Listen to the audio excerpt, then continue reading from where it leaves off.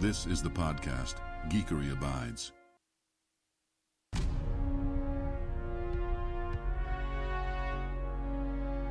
He who is ashamed of his geekery has forgotten the face of Stan Lee.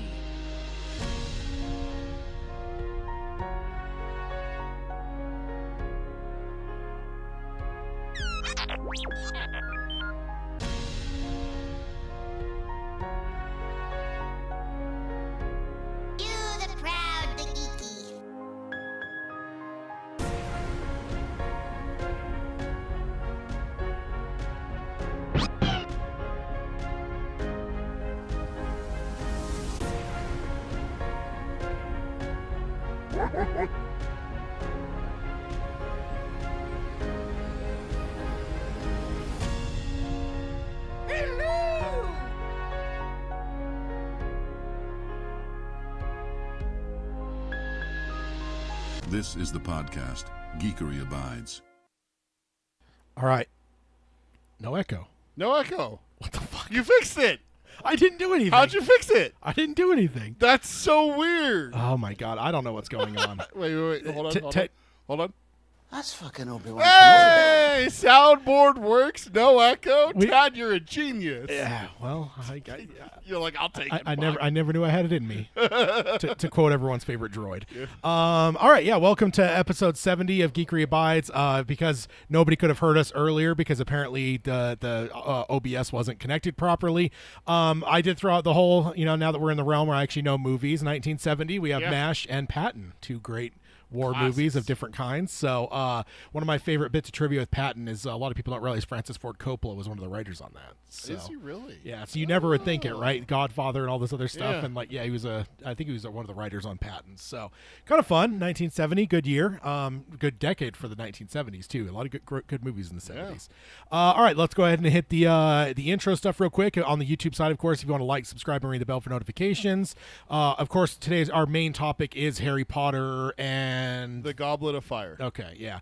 I had to Number 4. I had to double check it a little bit here. Also watched out on my new 4K set I just bought on Prime Day that just happened, but the last time there was a sale for Amazon, I bought a collection that has all of them. So watch it in 4K. It was a lot of fun. Then if you want to email the show, you can do that at Tad at geekeryabides.com, which is TADD, or Peter at geekeryabides.com. We go every other on these episodes in terms of producing. So this is a Peter episode. I have the odd episodes. Peter has the evens. My brain broke for a second. Tad's odd. Just remember that. I usually I would think of that, but then I was like, wait, 70. That's not. I'm like, oh, yes, it is even. So it's a weird one because 0. 7 is not even, but 70 is. Yeah. But if you want to email the show, so it's like whoever's episode it is. Like, for instance, next time is my episode. If you want to email about that show, just shoot me an email at tad@geekeryabides.com. All right, let's go ahead over to watching, reading, playing before we dive into our main topic. Yeah, go ahead. Which will be a meaty one. So for me, mine's still pretty simple. Most of the way through The Good Wife. I have a little bit left there. My legal drama is coming to an end.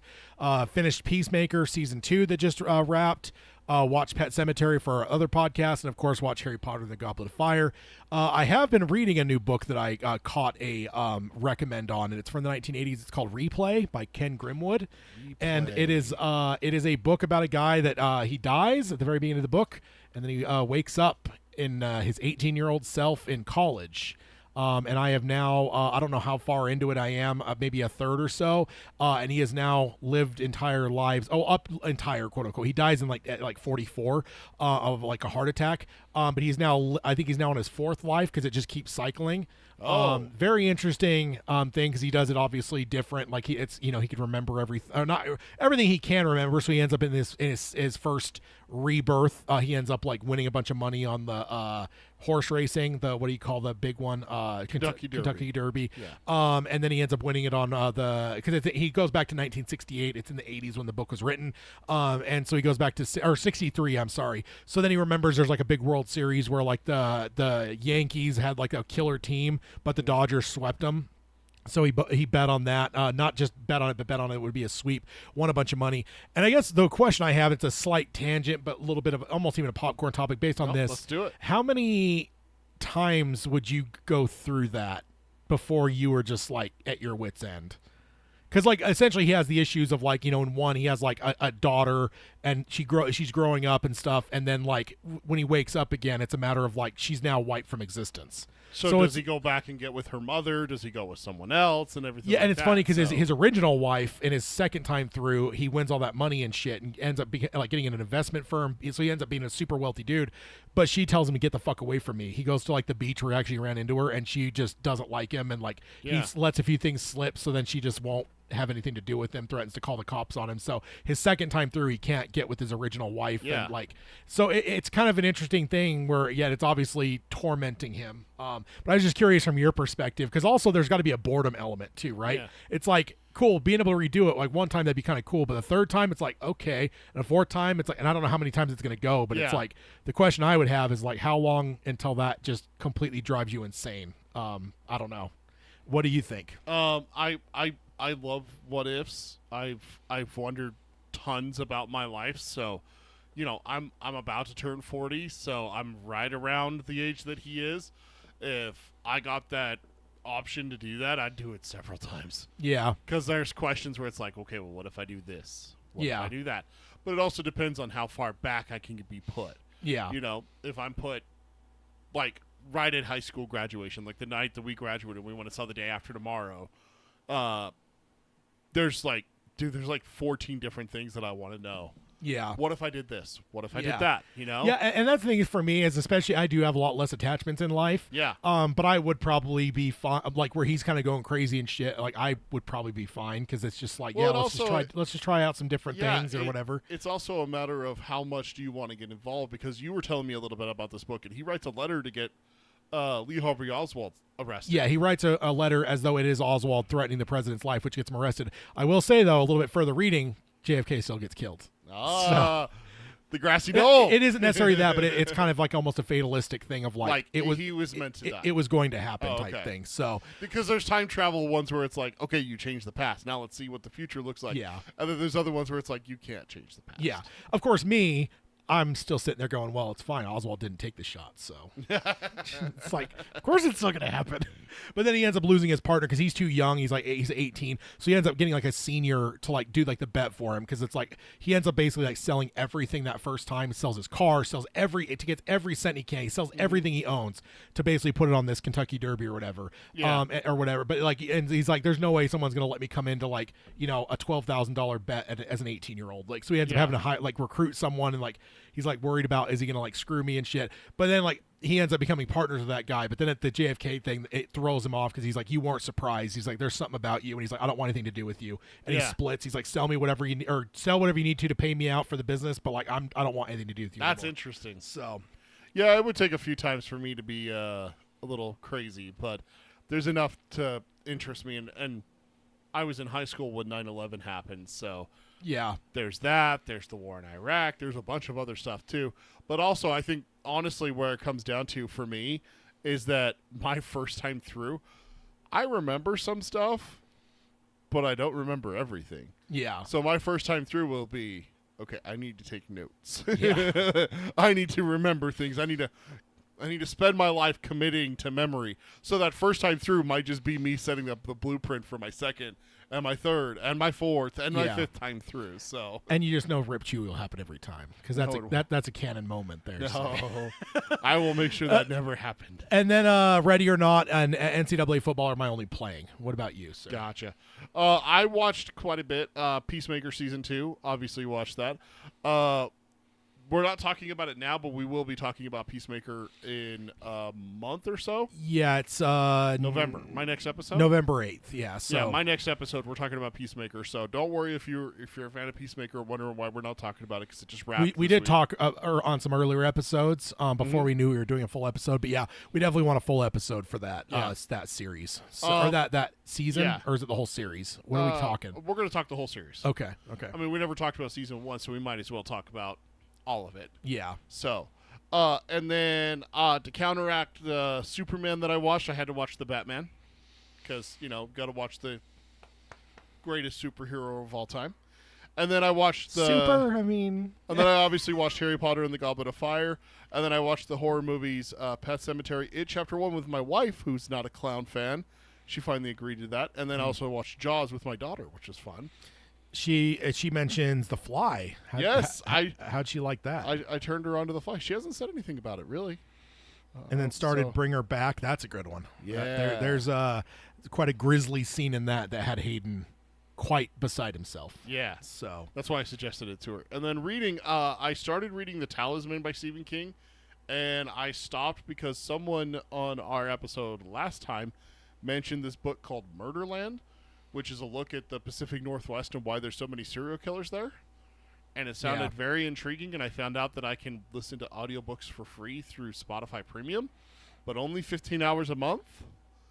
And so I listened to 14 hours and 15 minutes of this free book of this book, and I had 45 minutes left, and my time reset yesterday. But I ran out on Wednesday at work, and I was like, that sucks. So I'm going to finish that this week. You know, one theory they have about the serial killer boom of like that latter 20th century is it's all the war veterans. It's the war veterans, and then what she goes into here is that there is lead and arsenic being spewed into the Pacific Northwest at alarming rates. Not even Pacific, I'm just the entire country. Yeah. Like, why was serial killer such a big thing? And a lot of it's like there's returned soldiers and stuff, which makes me wonder. We don't have serial killers as much as the old days, but I'm wondering if we're in for a lot of mass shootings and type stuff over the next maybe that's because we've just had 20. Maybe that's the transition. We went from serial killers to mass shootings, or like mass killings because like that we just had 20 years of fucking war. So sadly, there's a lot of people that are going to be struggling. So I don't know, total tangent, but I've thought that as I've seen those things where it's like people are speculating that maybe like World War II and then Vietnam veterans made up a good chunk of a lot of them had service records of some kind, a lot of the serial killers. So like I hope not, but makes you wonder, or maybe they are serial killers too, because they're not it's not out of vogue to be serial killers. It just you tend to see more mass killings in our modern society. I think the big thing is that you don't see a ton of serial killers. I honestly believe is because we've developed way better technology to catch killers, and so they don't get away with it as easily.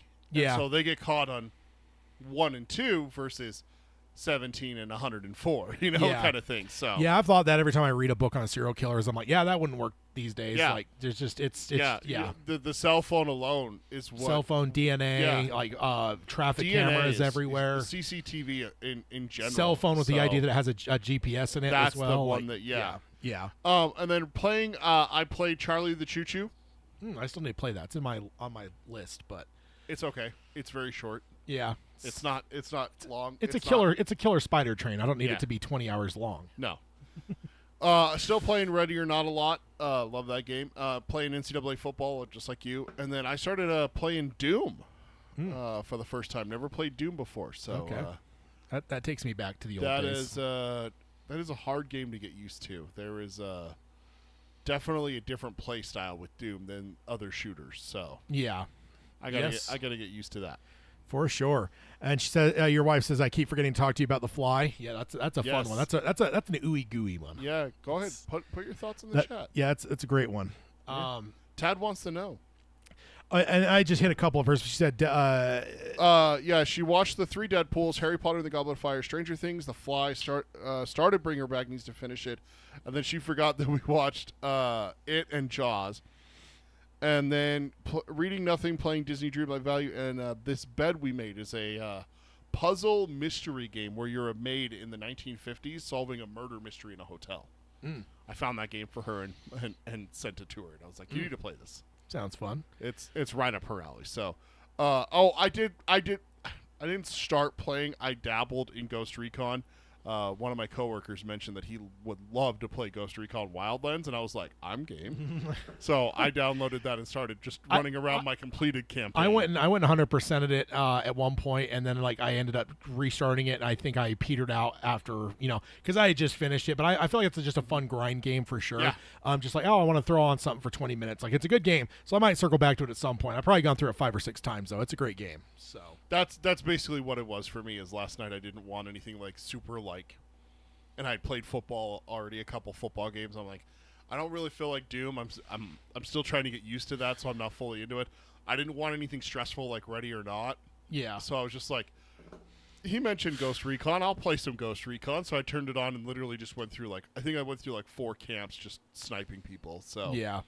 I will also say on NCAA, I always like have it like 5 to 7 minute quarters, something like short. Yeah. And I do chew the clock a lot, so it's like I'll still destroy the team, but like keep Yeah. it somewhat realistic.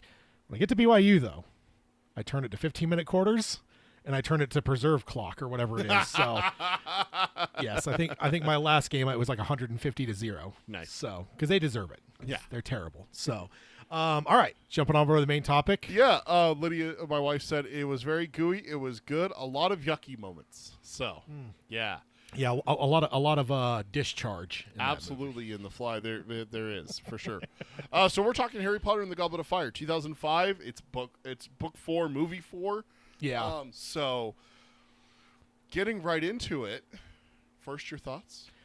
Just right off the top, Anything? Yeah. but even before Googling it, I'm like, this is where it changed from John Williams. Yeah. There was just a noticeable difference in the score. Okay. Like, not necessarily bad, but it's like I don't feel like I heard Hedwig's theme more than like 1 or 2 times, or certainly not stated very broadly. But just I'm a big, fan of film score and stuff, Yeah. and like just And we knew it was coming, This too. felt so radically different musically Yeah. that I'm like, this is probably where it changed. And then after like listening a little bit more, I'm like, yep, for sure. And I Googled it. Which ones did John Williams do? It's like he did the first 3. I'm like, see. Yep. Nailed it. Yeah, just Okay. yeah. So that's certainly one thing that I thought of. Yeah. For sure. I don't know if you saw my subtitle on the screen there. Gary was firing this. Oh.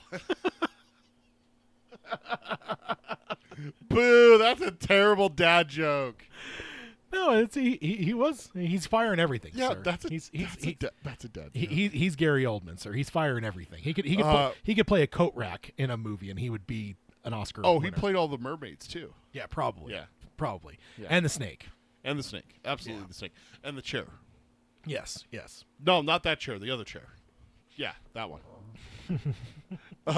So this is where so I wanted to get your initial thoughts first before I go to my second question. So like it, didn't like it as much? I think I enjoyed it. I do think that what I mentioned last time, where a lot of people mentioned the third one is their favorite. Mm-hmm. I would say that this one did feel less good than the last one, but not that Okay. it's a bad movie. The last one was better, and the point where I questioned it even last time. Like, so is there like a dip? Like, does it feel like you drop a smidge, even if it's not a bad movie? Mm-hmm. Like, it's like Empire Strikes Back, right? When you follow Empire, like Jedi's fine, but it's a step down from Empire, Yeah. right? And it's like kind of that vibe. So yeah, I will say that, but I will say I could definitely, not that we haven't had plenty of darkness throughout this series, but this one felt pretty dark. Yep, that's where my note's going with this, is that this is definitely a bit darker than the previous movies. Yeah. And we will get into that, what causes the darkness and everything like that later. Yeah. But I did want to talk about the tonal shift of it, where it does start here, and they nailed it too, because this is where it starts in the books as well. Is that the book size goes basically from this, Tad. You got the first book, the second book's just a little bit bigger, the third book's just a little bit bigger, and then you got the fourth book. Oh, really? And it just jumps. Like, it's just massive. So are book readers not as big a fan of this because they had to cut a bunch of stuff? No, I mean, there is a lot of stuff that is cut from this one, and this is where it really starts to get kind of, a lot of fans get divided about what they chose to cut. I mean, you have entire characters and plot lines cut from this one. Oh, versus, yeah, if you're talking a book that's that Yeah. thick, you'd have to, right? versus book 3 that had almost everything that was needed for it. Yeah. So I guess there is a little bit with that, but we do definitely have a darker tone. But interesting enough, I wanted to ask you about this. Did you feel like it was darker throughout the movie, or do you feel like it happened once we reached the third task? No, Right. it was darker the whole time. I mean, you have like those murder things at the very beginning at the freaking, I almost said soccer game. The Quidditch World Cup. Yeah, like it like that. That's a pretty dark Mm-hmm. thing. Also, we have a number of new actors. We had David Tennant there. Yep. I didn't know we had a Doctor Who We showing do. up here. I don't want to spoil things for you. And also, I didn't know that we would have freaking Batman here. for God's Batman, sake. yeah, Cedric Diggory, Batman. So we have a very good Batman villain here because they killed him. So, too, so. Makes sense, right? Oh man, sorry, I was just scrolling through the director Sure. of this one because the name isn't super familiar, but he did direct Donnie Brasco, classic Al Pacino movie in '97. He's been directing okay. since the '70s, but he did some Adventures of Young Indiana Jones, 2 episodes. Then Goblet of Fire, Prince of Persia. I was just curious, because I was Sure. curious after the last one who they would have got to direct this. So, sorry, but yeah, I would say that it felt darker all the way through. But again, it's not even like we jump from like a Disney movie to not, because there's been darkness throughout all these movies for sure. Like it's a lot more of a mature story overall than I would have given it credit for. Like looking from the outside in. When you look at the first 3 books, though, well, let's keep it novels. When you the movies, when you look at the first 3 movies, though, how much death is there? Though there's reference to death, but you don't really have anyone dying. Yeah, and there's fake deaths too. Mm-hmm. Yeah, there is in the earlier ones. Yeah, I will say maybe you're probably right. This is probably our first like meaningful death that we've truly. I mean, his parents, but that doesn't count. You have his parents die that happened right, before the first scene even happens. But then the only other death really that I can think of is Professor Quirrell in the first one, where he dies because he's trying to kill Harry. Kind of feels like justified. Villains don't count. Exactly. So this is where this one kind of takes off. You have like you mentioned, you have the caretaker at the very beginning of the movie dies just right there. Right? Yeah. And let me just say, having someone die rather than seeing that fucking fat family. The Dursleys? I'm all about it. I'm all about it. It's the first time I didn't grit my teeth to start I didn't grit my teeth to the first one because I didn't know who they were. But yeah, it's a wonderful thing not to have to go back to them. That is one of the things that did get changed from the book, is they are in the book, unfortunately. So do they die? No. Damn. Spoiler alert for you. I'll ask it each time each book here, because I assume they'll die at some point. At some point, he'll just go and twist their heads. He just goes Sam Fisher, just snaps everyone's necks. So my next one here for you is this is a big one. I want to talk about this a little bit. You predicted that the trio wasn't as close as they could be. Ron, Harry, Hermione are not as tight-knit as they could be. Yeah. And in this one, Harry and Ron have a falling out. And then at the Yule Ball, Hermione and Ron get into it together. They have a little bit of a falling out. Did you like the tension between the trio? Did you feel like it built the trios? I will say I had a long day yesterday, so watching it, maybe I wasn't as locked in as I could have been. I guess I didn't understand where the beef with the boys came from. Sure. Like, if I missed something, I don't know. It's not... Okay. There's a scene in the book that explains it, like basically lays it out for you so that it's not confusing, and they cut that from the movie. Basically what it is the morning after he's selected as champion, Hermione comes and grabs him because he doesn't want to go down because everyone thinks he's a piece of shit for cheating and getting into the tournament. Yeah. A lot of people think that he is... I want the spotlight on me. What's that called? Self-centered? Yeah. A lot of people feel that way, especially the Hufflepuffs, which is where Cedric Diggory is from, the house. They don't get a lot of glory. So if you remember... Is that Pattinson? Yeah, that's Pattinson. Okay. So if you remember, the Slytherins take the purebloods. The Gryffindors take the brave. Ravenclaws take the smart people, like the really, really thinky people. And then Hufflepuff is like, yeah, I'll take everyone. So...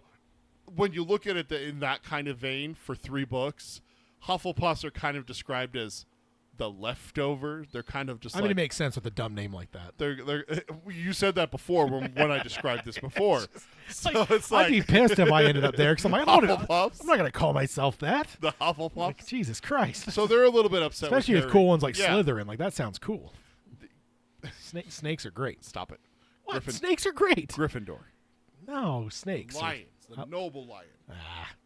I don't. I mean, unless we're talking Lannister lions, then I'm all about it. But all 3 houses kind of side against Harry, and what happens is that I got that, and I was wondering if that's where the strife with his friend came from, that he was resenting him or whatever. But he was basically. Again, maybe I wasn't locked in enough, Yeah. but it did feel to me like the movie didn't do a good enough job of spelling it out for you. What the hell's going on here? Yeah. Like, or is it just hormonal teenagers and they're It does come into it where it's a little bit more hormonal teenager. We do have a topic to talk about with that. But it basically comes down to what Hermione explains to Harry is that Ron's jealous. He's always second. He's the last of the boys in his family. So no matter what he does, one of his brothers has done it. And then he's best friends to the world-famous Harry Potter. Yeah. He's always second. He's always behind. He's always Robin. He's always Ron. He's a ginger, you know? He's always Robin, never Batman. Exactly.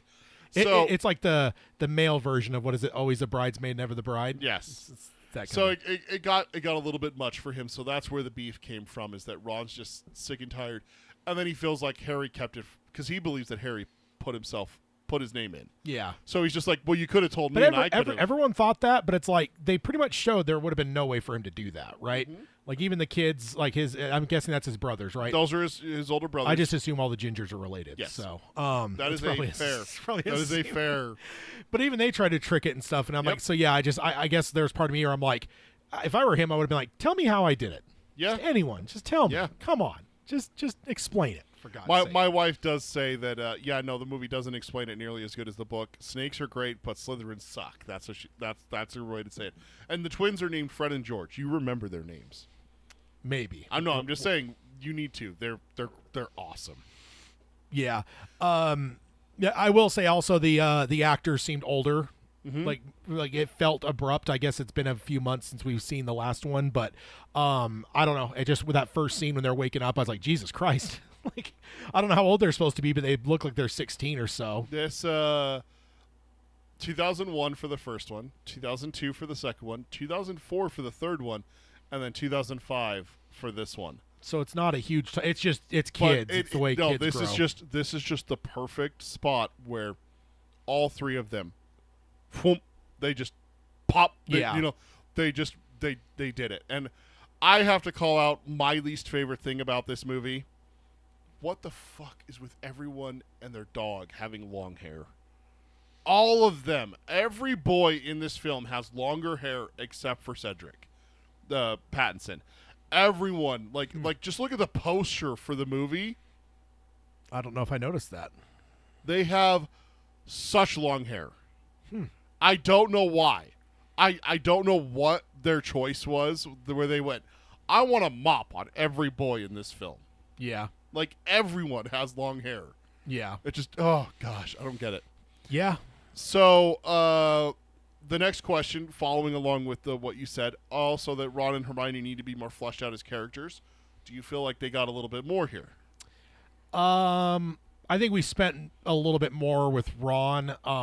Hermione, I'm still not sure. Like, Okay. I still don't know if she's like, I don't know. I guess maybe they are just supporting. So I guess it's maybe the Star Wars thing where I'm just expecting for them to almost be like co-leads where Yeah. it's like, and I just don't feel like, I feel like we're getting like some more from them a bit, but it's like, maybe it's just not supposed to be co-leads. It's just supposed to be like the lead and then like his sidekicks. So Yeah. I guess it's just maybe my expectations going in, I suppose. Okay. So, but we've certainly got a little bit more from them, but it's interesting because isn't this the second one in the row now where they're not really a group? Because they weren't really for a bit. They're not. They weren't really a group in the last one, right? Wasn't she kind of? She was pissed at Ron because of the cat eating the rat kind of thing. But again, they came back together at the end and at the end. But we haven't had like any for the only extended part of the movie. We really didn't have them together. Now this one, they're not really together either because there's shit going on. Obviously, like the way the story carried, we don't like have the Three Musketeers vibe with the three. Yeah. So second movie in a row like we that. We had a little bit with the second task. There's a scene where they're trying to help Harry figure out the clue with the egg, where they're in the library and Hermione's like, okay, go over it again. She wakes up Ron. That's kind of like they're coming together is right there. Yeah. They're working together on the second task. And it kind of stays that way the rest of the film. You even see the scene where they're sitting on the side of the lake, the shore of the lake, and Victor Crumb, the foreign champion, goes walking past with all the gaggle of girls. Yeah. And he looks at Hermione. It's after the Yule Ball and everything. Before the Yule Ball. So it's like, you see the three of them there as well. So they are together a little bit. but it is not a lot of screen time to show like. But I don't think that. there's necessarily room in the story for it here with the Right. whole challenge thing, right? You're ultimately going to pull him away from them for a good chunk of it just Yeah. because of that, if nothing else. That's so the big thing is that he has to do it alone. It's not them taking exams and them playing Quidditch as well. It is something that Harry does by himself. Yeah. And that's one of the big things with this book and this movie is that they replace Quidditch with the Triwizard Tournament. Did you hate that? Did you like that? Did you so hold on one second. I was trying to find who's the googly-eyed dude. Is that Bill Hodges? that is yeah. I'm not finding. What the hell's his name? Mad Eye Moody. Okay, I'm trying to find. I'm blanking on the actor's name. Moody. Brendan Gleeson. Okay. I thought it was him. I was pretty sure, but then he wasn't like listed on the. I had to go into the Morecast on IMDb, And they do it by appearance, so Okay, yeah. So I forgot to mention when I said earlier we had some new actors. Yes. So we had Brendan Gleeson, we had Doctor Who guy, and of course we do have Ray Fiennes. I'm sure we'll get to that at some point. We will. But And then we I also brought had, that up in a previous discussion where it's like I don't know. I know at some point Ray Fiennes is the main villain, but I don't know. And I didn't think we'd be waiting 4 movies to get Right. to him actually Yeah. showing up, right? And then we also had Barty Crouch was also introduced and played by Roger Lloyd Pack. He's like the Ministry wizard who goes after Harry after the Dark Mark is put up at the Quidditch World Cup. Yeah. So, what was your question again? Now that I'm not digging through cast listing here. Do you like the replacement of Quidditch with the Triwizard Tournament? Yeah, because I don't think Quidditch is all that interesting to me. Like, honestly, I was like thinking it would be like a thing in the first one, and then it would be like slightly referenced, but I didn't think we'd spend any more time on it. So, I don't know. I feel like I'm kind of over it. So I was totally fine to have something else. I gotcha. So yeah, Okay. and it's because if nothing else, storytelling wise, it's more interesting because it's something we haven't seen, and like there's going to be like there's drama and stakes and like danger. Like I don't know. Ultimately, I just feel like you're not going to get any of those things from Quidditch, even if it were Right. like you were doing some like Little League World Series and it was like, oh, you're going to become like the like the next pro guy if you guys win this. Like I don't know. I don't hate it. I just it's I don't know. If we don't spend any more time on it, I'm fine. So I gotcha. Yeah. It's a huge thing in the books, and especially in the first 3, because in the first 2 books, they don't win the Quidditch Cup, and so that's why it becomes such a plot point in the 3rd book is that they really want to win it, because the captain, the one that's introduced in the first movie, I don't know if you remember him, he's the one that teaches Harry Quidditch. Yeah. Like, these are what the balls do and everything like that. His name's Wood, Oliver Wood. He is about to leave school. So it's like, hey, this is my last chance. So it's kind of like, win one for the Gipper kind of thing throughout the whole book. So that's where it's like, and then like I don't think they say it in the movie as much, but in the book it's like, Dumbledore's like, yeah, there will be no Quidditch Cup tournament this year. And Fred, George, Ron, and Harry are all like, what? Like, they're like, no! Like, it's a huge thing for the school. Like it's like to put it in perspective for you, it's kind of like the college football rivalry. This is when Ohio State plays Michigan, kind of thing. The Bears play the Packers in pro football kind of thing. It's like it's a huge thing for them. But I get it. I loved the Triwizard Tournament. I love the idea of Harry competing as an underdog. He's underage. The thing that I don't know if they really illustrated it as well in the movie. In the book, they did say it in the movie. You have to be 17. Harry's 14. Yeah. So when you're putting juniors and seniors in high school versus a kid that's in it's like the kid. It's like the freshman that makes the high school team, right? Yeah. Like it's almost never going to happen, but it does happen on occasion. So yeah, he's like standing there next to these, and Victor Crumb. They don't really go into it much in the movie. They do a bit more in the book. We're talking like one of the most famous people in the world when it comes to Quidditch. I thought Messi was the. That's the equivalent. Yeah, exactly. Yeah, that's the for vibe the Wizarding I got. World. All of a sudden, you're competing in an obstacle course kind of competition with Lionel Messi. You're just like, what the hell am I doing here? Like, what is this? Like kind of thing. So yeah, no. So I was okay with it for sure because again, that's good. Quidditch hasn't necessarily been as interesting to me since the first movie. So did you not like having it was fine. Did you like how they did the Quidditch World Cup then, where it's like, let the match begin, and then they cut away and they don't even spend any time there? I think like from the perspective of it, you don't need to necessarily like show me more from a movie perspective because like Sure. we've already seen it. Like you can't just keep you know, and I think I mentioned it in like the first or second movie where it was like I expected kind of like the whole like, you know, crowning of the winning house at the end of each movie, and it's like, well, that would get kind of repetitive if you had that same, you know, scene, even if there's different winners. Like you can't do the same scene over and over. Like that's you know, that's the thing that like a sitcom can get away with, but you can't really get away with in movies as much. Right. So yeah. No, that was fine for me, and I thought it was kind of cool to show it in a different perspective of showing like the larger scale for like professional or whatever that might be. So, but also it's one of the first times you also get the idea of how massive the Wizarding World actually is. Yeah, because so far we've had Diagon Alley as the biggest example of wizards that are adults. Yeah, you have Hogwarts, which is just a bunch of kids learning to be wizards and witches and stuff like that. But Diagon Alley, where they go shopping and stuff like that, that's kind of it. Yeah. You don't see, like, the massive Wizarding World. So this is the first foray into, like, the massive world that's out there. We saw hundreds, if not thousands, of people packing into that stadium, and you're just like, oh, yeah, okay, that's a lot, you know, kind of thing. So, yeah. And then on top of that, you get introduction to international. Our friends from the north, and they obviously do not give off Scottish vibes, so they're obviously from like Scandinavia, north. Yeah. Is that what you were taking for them? Yeah. They don't explain where they're from in the books. Their location of their school, Durmstrang, is kept a secret, so it's like that kind of thing. Yeah. But then the Beauxbatons Academy is absolutely from France. They say that in the book and in the movie. So it's just kind of interesting to see, like, all right, we're starting to get, like, the continent now versus just England before. Yeah. So we're starting to branch out a little bit. So what did you think about, like, the wider Wizarding world? And obviously, did you think about American wizards and witches? No, I didn't think about America. I guess you're right. I guess it is England here, right? Yeah. It's like, I don't know. We're like England light, right? We came from England, so it's a sense like it doesn't feel that foreign necessarily. So Sure. Yeah, no, I guess I hadn't thought about it, but like from that perspective. But yeah, no, it's kind of interesting to see like the larger thing. Like there's like the dude that's in charge of something larger, right? Mm-hmm. In this, what was his name? Barty Crouch. He is from the Ministry of Magic, basically. So yeah, isn't that where Ginger Kid's dad's works? That's where something? he works as well. Yep, okay. Exactly. Yeah.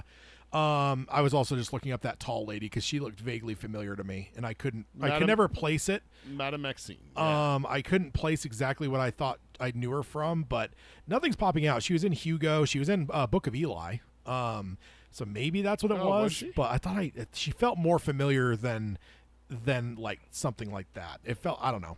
Oh yeah. She must just have a face that looks like another actor that I'm probably It happens. thinking. Yeah. I getcha. Yeah. No, I thought it was kind of cool. It's definitely interesting. I think I mentioned it in the previous episodes where it definitely feels like they're doing a good job of like kind of building a whole universe out here, and I don't think I necessarily gave it as much credit going in.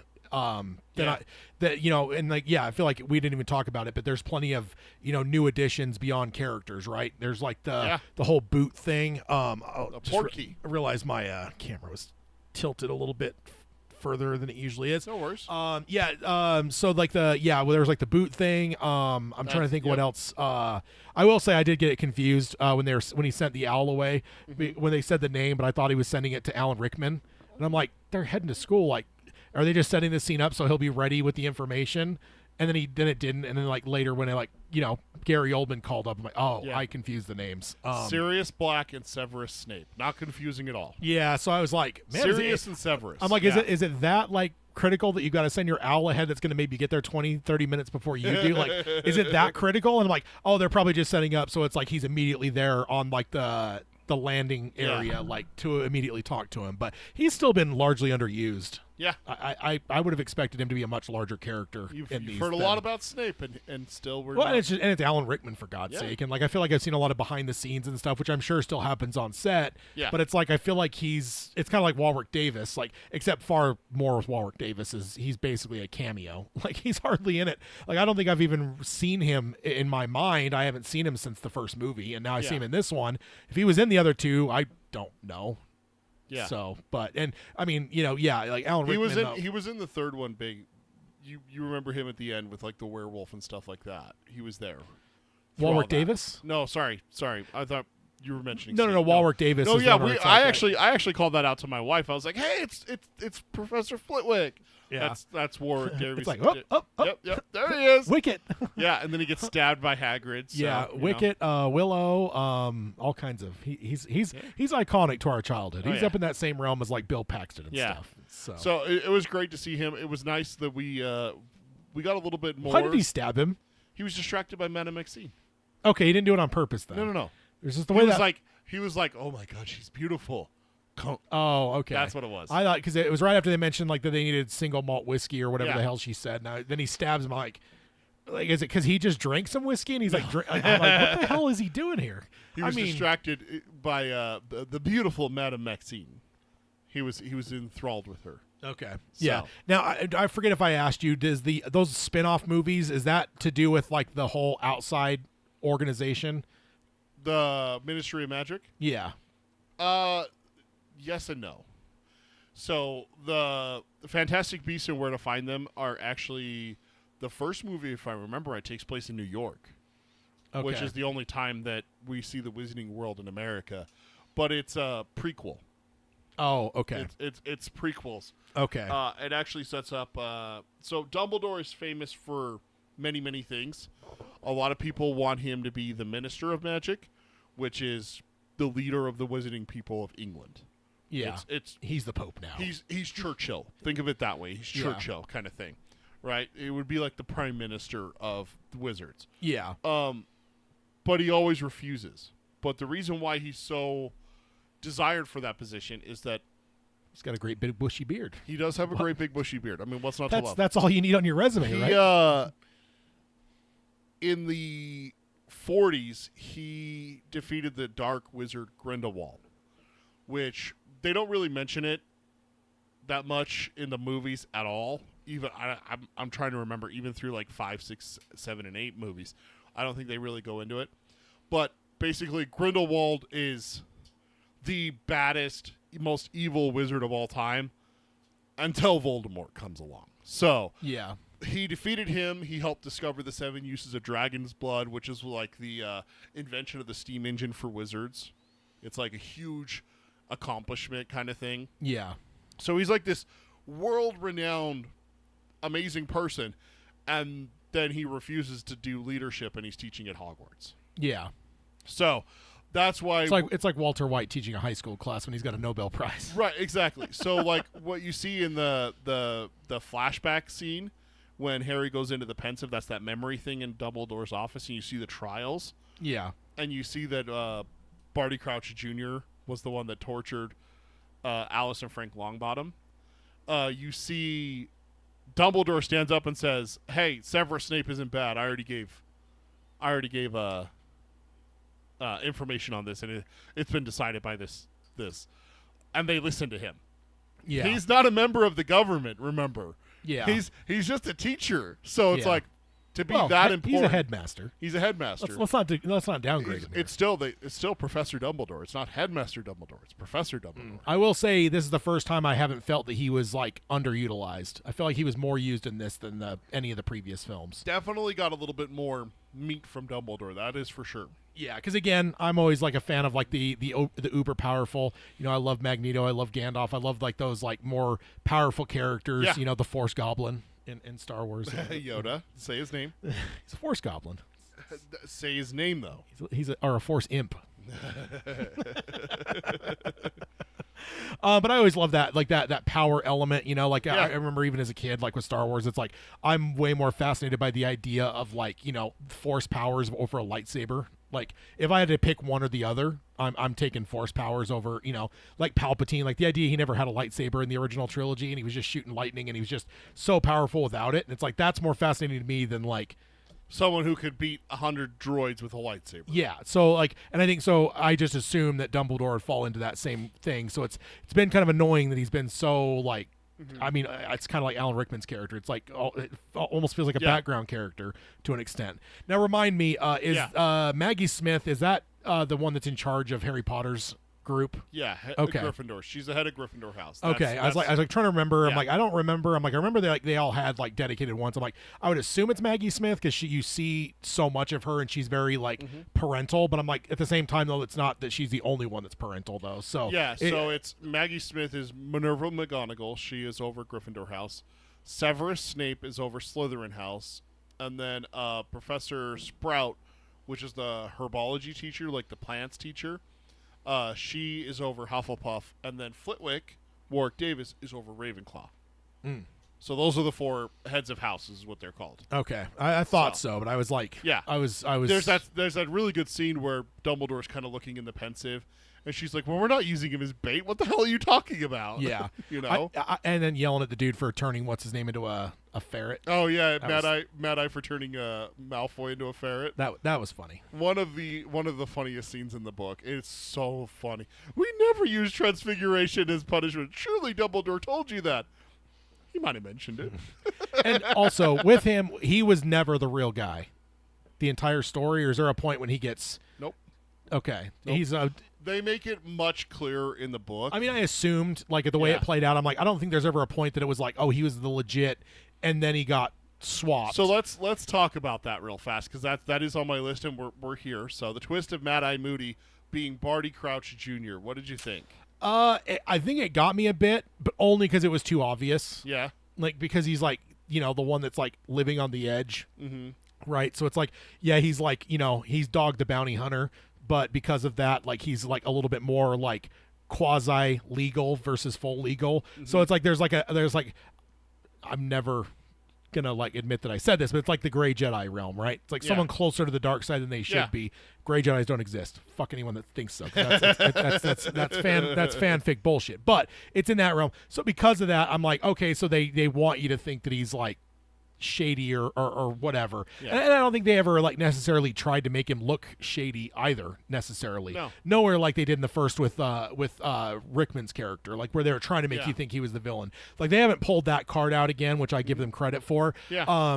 But I think like when I get into that realm of like, okay, there's probably going to be some, and even Gary Oldman says there's snakes in the building type thing. Like don't trust anyone almost. He doesn't necessarily say that, but like gives you that vibe that like whatever. And it's like, so when I start looking around like my scream eyes and I start like, I look at him and I'm like, yeah, it's kind of obvious because he's like this dude that everyone looks at as like, he's kind of the maverick. He's not really flying. Yeah. The right way exactly. He's going a little bit close to the edge, so that's probably too obvious. That we got them teaching them the 3 unforgivable curses. We got the way that he treats Malfoy with discipline. We got the way that he talks to Minerva McGonagall, Maggie Smith and everything. So it's like, yeah, I kind of see what you're saying. Like he's kind of towing that line. But at the very beginning, though, they basically said it's like if I'm gonna capture these evil people, I need to think like them. And then later he says it too, where it's like part of my whole thing is thinking like the dark side, essentially, right? So it's like they explained it away enough to where it's like I don't think there was ever necessary like.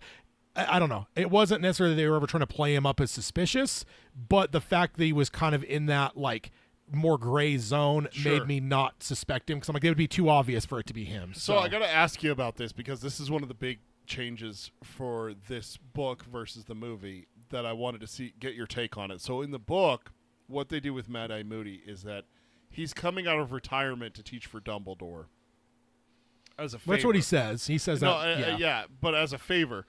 But we find out that the night before he's supposed to leave for Hogwarts, there was a disturbance, and policemen are called to his house. And Arthur, the Ginger's dad, goes to help him sort it out because he works for the ministry, official, kind of thing. Yeah. And so when you look back on it, you're like, that's when he was swapped out. They take that scene out of this, and it's more towing the gray line, towing the line being maybe more of a gray hat versus a white or a black hat. Yeah.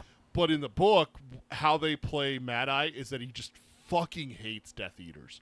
He just despises the dark arts. He hates every single one of them. And something is afoot, and Dumbledore doesn't feel right about it. So he's bringing his badass out of retirement for 1 year to help keep things in line kind of thing. Yeah. So it's totally more unexpected in the book because it's just like the whole time Mad Eye's built up to be like the guy who knows. He's the Clint Eastwood. He's the Yeah. he's the Dirty Harry maybe, but he's on the side of right, and he fucking hates those guys. Yeah. But when you find out that it's Barty Crouch Jr. the whole time, you find out that he hates them because they never tried to help save his master. So the whole time in the book, you have no image of him. When there's the caretaker scene, it's almost spot on. The caretaker scene is almost exactly like in the book. There is no Barty Crouch Jr. there. Voldemort says to Wormtongue, his little henchman, he says, "I only have you and my servant at Hogwarts." That's all he says. So when Harry conveys that to Sirius, his godfather, and Dumbledore, they're like, okay, we definitely have a snake in the grass. Alistair Moody's here. Mad-Eye Moody's here. He's going to protect us all. That's great. Yeah. But no one suspects that it is Mad-Eye, so that's where the twist in the book is just like, Yeah. what? You know, I mean, I will say I wasn't fully suspecting him because it felt too obvious, but Yeah. I won't say that I wasn't keeping a side eye on him a little bit because it's just, yeah. like. Did you figure it out before it was revealed? That's the big question. No, I don't think I did necessarily. Did you see the hint I mean, towards it? I think the other thing too, I don't think I was trying too hard because like I'd already seen David Tennant, so it's like, okay, I'm watching for you. Yeah, I'm basically waiting for him Where is to show back up. I guess I will take it back though, because Gary Oldman was very much played as very much the way Alan Rickman was in the first movie. Yeah. In the last movie, I mentioned it in that last podcast, though they did it in a different enough way that it never felt like they were doing the same thing. Rinse and repeat. Yeah, it wasn't. It never felt like that. But I just said a few minutes ago that they haven't really replayed that whole really try to make you distrust someone. But I guess they did with Gary Oldman. So, but of course I'm going to trust him because even if he's a quote unquote villain, I'm on his side because it's Gary Oldman. So, yeah. If he's trying to blow up the world, he's still the right. I was also glad that he was here because I had a very, very deep gut feeling that we wouldn't see Gary again. I don't know why. I was just like, if he was a one and done in this, like I'm gonna be pissed.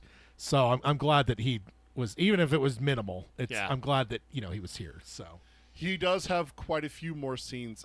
Not quite a few more. He has 4 or 5 more scenes in the book versus the movie. That's for sure. Yeah. So, but it's kind of hard to be there and present when he's the most wanted man in all of the wizarding world right now. I mean, it's not that hard with Gary Oldman though, because he can just go, I am now a child, and he's a child. And they would be like, "Oh, a new student! Quick, come in, come on in.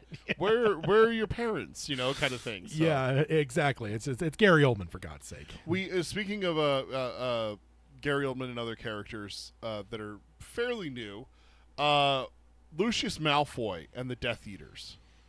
We kind of get that fleshed out a little bit more, what the bad guys look like and what they are. Yeah. What'd you think of like the whole decimating the Quidditch World Cup? You kind of mentioned it a little bit earlier, but go a little bit more in depth on that. I mean, it was interesting that it felt like it was going to be one kind of scene, and then suddenly it's just everything goes to shit type stuff. So that was kind of interesting. And again, I'm not the biggest fan of Quidditch, so I'm like, all right, good. We can move on here. That's so crazy that you're not a fan of Quidditch. It's like one of my favorite parts of all of Harry Potter. Really? I don't know. I mean, it's fine. It was fine for the first one, but it's like I don't need to spend more time with it, I guess. Like, now, if there were a video game or something where I'm actually like, whatever, that would be different. But it's like, it's just, I don't know. It's just not as, I don't know. And I guess I don't know the fandom enough to know like if it is popular or not. But it's just, it hasn't necessarily scratched my itch. It's like the sport in the wizarding world. They don't have anything else really. It's Quidditch or nothing. Yeah. So, well, at least it's not soccer. it's close. I will say that, and it was pretty metal. That whole stuff at the first. That's fun. Gotta love that. Again, what we were talking about. They went dark with this movie, quite a bit more so than the other ones. Yeah. Like burning the entire camp to the ground. I want to know how Harry survived that fire. The whole camp's burned. Harry's laying there the entire time, knocked out, but no burns. I mean, he's already survived things he shouldn't. I guess that's true. So, and then the Dark Mark. So wait, hold on a second. Is Jason Isaacs? What was that's Lucius Malfoy? Yeah, yes. What was his connection there then? So Death Eaters basically come. I was wondering if you had this. So basically, Death Eaters are Voldemort's lackeys. Okay. That's his ring race. Ring race, yes. Ring race, orcs, Uruk-hai, all of that. They're all. He has different levels of trust. his most trusted ones we haven't been introduced to yet. They get introduced in the next one, and there's a reason for that. I'm not going to say any more than that. What's the name of the next one? The Order of the Phoenix. Okay. So, I've heard Malsdy's titles over the years, but I don't know what the fuck order they go in. So, like, except for the first one, because there's that dumb name switch thing. Sorcerer's Stone and Philosopher's Stone. So that's the only reason I know that title. But the rest of them, it's a complete fucking crapshoot. I'm like, every time, like, I'm like Google. I'm like, okay, which one are we watching? First, I had to check the list. I'm like, okay, which one are we on again? Because I'm starting to like lose track of like what we've seen and what we haven't. So I'm like, which one am I? Fourth one. Okay, what's the fourth one called again? I'm like, okay, so Goblet of Fire. Pull it out. Yeah. Actually, it wasn't that hard because then when I opened the actual case, though, it was just like year 1, year 2. It said on the bottom of the disc, so it ended up being easier. We will be going into year 5 next, which is a important one. It's very important. Yeah, we will get there. But the Death Eaters are. This is where the ante got upped in the story. Is we got introduced to Death Eaters, the Dark Mark. They don't really explain it in the movie, but basically the idea behind the Dark Mark is it's Voldemort's mark. It's kind of like the swastika.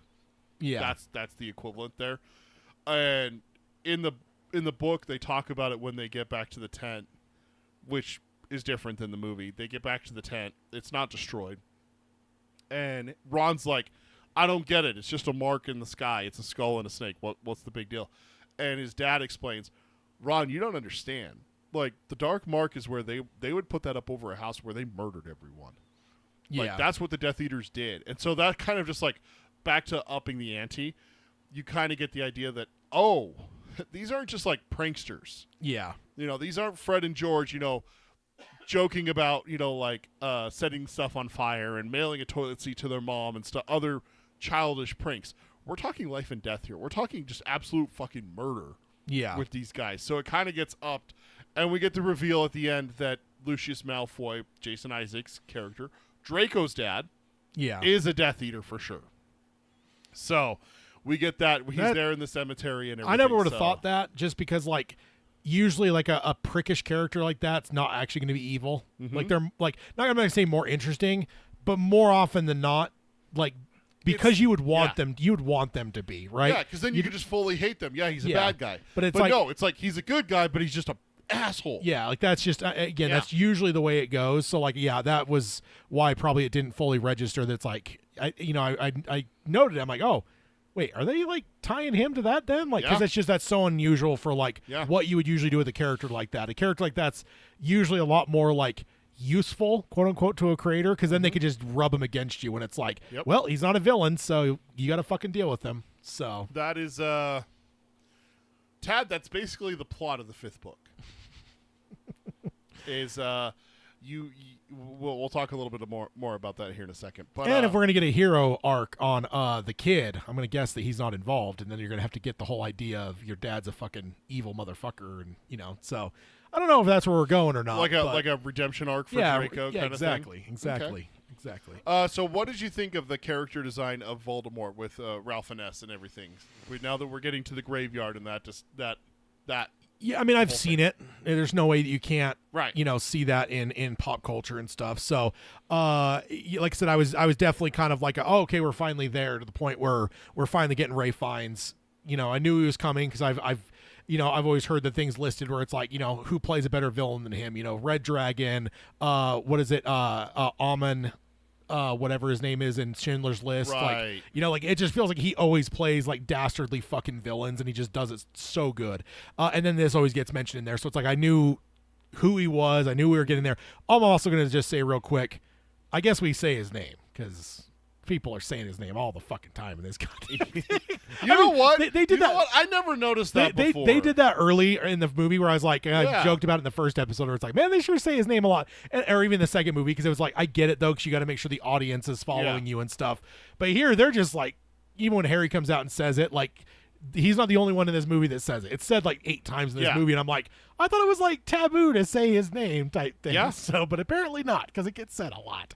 And I don't know, is it like that in the book, or in the book do they actually not say his name? In the book, it's like if you say his name, it's like saying the N-word. It's like, like everyone intakes breath and it's like, don't say that. And no one seemed... Maybe not the N-word, but it's more like, don't say that, it's taboo. You know? Yeah, kind of and I think in this, I don't think that's the thing that maybe got me more than the fact that they're all just saying it, is no one ever seemed to respond to the fact that they were saying it. And I'm like, okay, so I guess maybe, again, it's a film adaptation thing where it's just you can't constantly interrupt. You can't. You also can't constantly just deal with a villain that you're never actually naming. Yeah. So maybe that's it. So that's why I'm curious in the book if it's actually said as much or as flippantly as it is here. It is. Harry slips all the time because he's not from the Wizarding world. And he always just calls him Voldemort, and he gets in trouble with Ron almost every single time that he says it in front of him. Every single time Ron's, say he who must not be named, will you? Like, gasp. Harry, don't say that. You know, it's all it's a constant thing with Ron. Never would have thought him that type. necessarily. It's everyone in I his feel like family. the girl would be more in that realm of like, oh, you can't say that. Kind of like her, like getting mad that the teacher, showed him the shit that he showed him and Shouldn't stuff. show him. It's like against the rule, but it's a taboo. It's not a law. It's not a rule. So that's where Hermione doesn't necessarily. And she's a Muggle born. Remember, she doesn't have wizarding family, so she doesn't know as much either. Yeah. With that. But she is more red than Harry, so she understands. That's where I would see it from her. It's not necessarily ingrained from like growing up, but more of the idea that like to fit in is the big thing. And she does in the books. Ron and Hermione don't say his name. Not until much later that Hermione starts to mature a little bit more that she starts to say it. Ron, I don't think Ron says it a single time in the entire book series. Which I guess makes sense because he's pretty ingrained in the whole culture. Grew up hearing about this. You got to remember that Ron and Harry are the same age. So when Voldemort killed Harry's parents, Ron was 1 year old. So his entire life he grew up hearing about this guy being just the most evil son of a bitch on the planet. Yeah. Basically, their boogeyman. Yeah. I mean, I would imagine that wizarding parents would be like, eat your peas or Voldemort's going to come take, or he who must not be named will come and take you away. That's what I would say to a kid. That's, you know, it wouldn't surprise me if parents did that. So we got the also just one quick thing because we're overthinking about it here.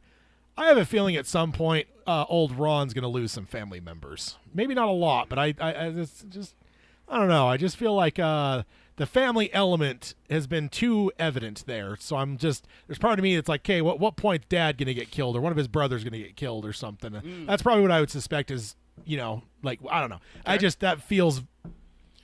We're coming up towards the end of our discussions and my questions, and so that is where we're going to be talking about your questions and predictions for the future. So we're talking about them. I remember thinking that. I appreciate that. I put it down. Only a couple more questions before we get to those. So Voldemort, you liked his whole aesthetic, like the black billowing robes, no shoes, and you've seen his face before, but menacing, right? Like kind of haunting and scary. Oh yeah, for sure. Which is always an important thing for an evil Darth Vader. Like the look is or half the battle, right? Yeah, or a Palpatine type thing. Yeah, you want it to be offsetting or off-putting, I guess. Like you don't want like, I don't know, an attractive, villain necessarily. Like that doesn't work as well. No. When you're talking about like the big bad, right? Like I don't know, you need some kind of look that I don't know. Right. That communicates it, I think. So what about Cedric's death? Batman. Robert Pattinson. That's that was interesting for sure. It feels like they did set it up earlier because isn't that what the old Brendan Gleeson was showing him is killing with the stuff? So Avada Kedavra. Set that up earlier on, so to then pay it off and kill. What would they say? Kill the spare. That's like that's a way to say it. That's a straight line from the book, dude. That's literally word for word from the book. That is very what would you call that? Like slap in the face. Dismissive. Yeah, it's just like spare or like it's like I don't know. That's an interesting way to talk about a person for sure. So that rocked me when I was a kid reading this for the first time. I was about when did this book come out? Let me pull up the books. 2005. This is the year after we graduated. The movie came out. So Harry Potter and the Goblet of Fire released July 8th, 2000. So I read it shortly after that because it had been released, but I was reading the rest of the books because I was late to come to them. Excuse me. So I probably read it sophomore year-ish, right around the time that I met you was about the time that I was reading it. Maybe the summer before. Yeah. Was it? That was a slap in the face for me because that's not what these books were. Yeah. You know? No, you're right. As we talked about it earlier, yeah, there's been some death-ish, but it's all very like Uncle Ben-ish. Like it's not necessarily like everything that we've seen in the current that's been seemingly death, like it hasn't been real. It's been undone in some way to where it's just like it is or an it actual happened, death. or it happened long ago, or it happened. And again, villains off don't screen. count. Villains Like, don't count. yeah, it's the difference between Uncle Ben dying and Gwen Stacy dying. Yeah. That's what we had here, is that we had a character that we were introduced to early in this movie and everything. And the great thing is that she actually, J.K. Rowling, actually introduced Diggory in the third book. Okay. So there is actually a little bit more. I don't know if you remember the movie. Do you remember the one match in Quidditch that they played where he goes up into the sky, it's raining really hard, and he sees the black dog, the Grim, and then he falls off his broom? In the book, he's playing Cedric Diggory in Hufflepuff, and they lose. It's the first time Harry loses a Quidditch match. So Diggory's introduced there.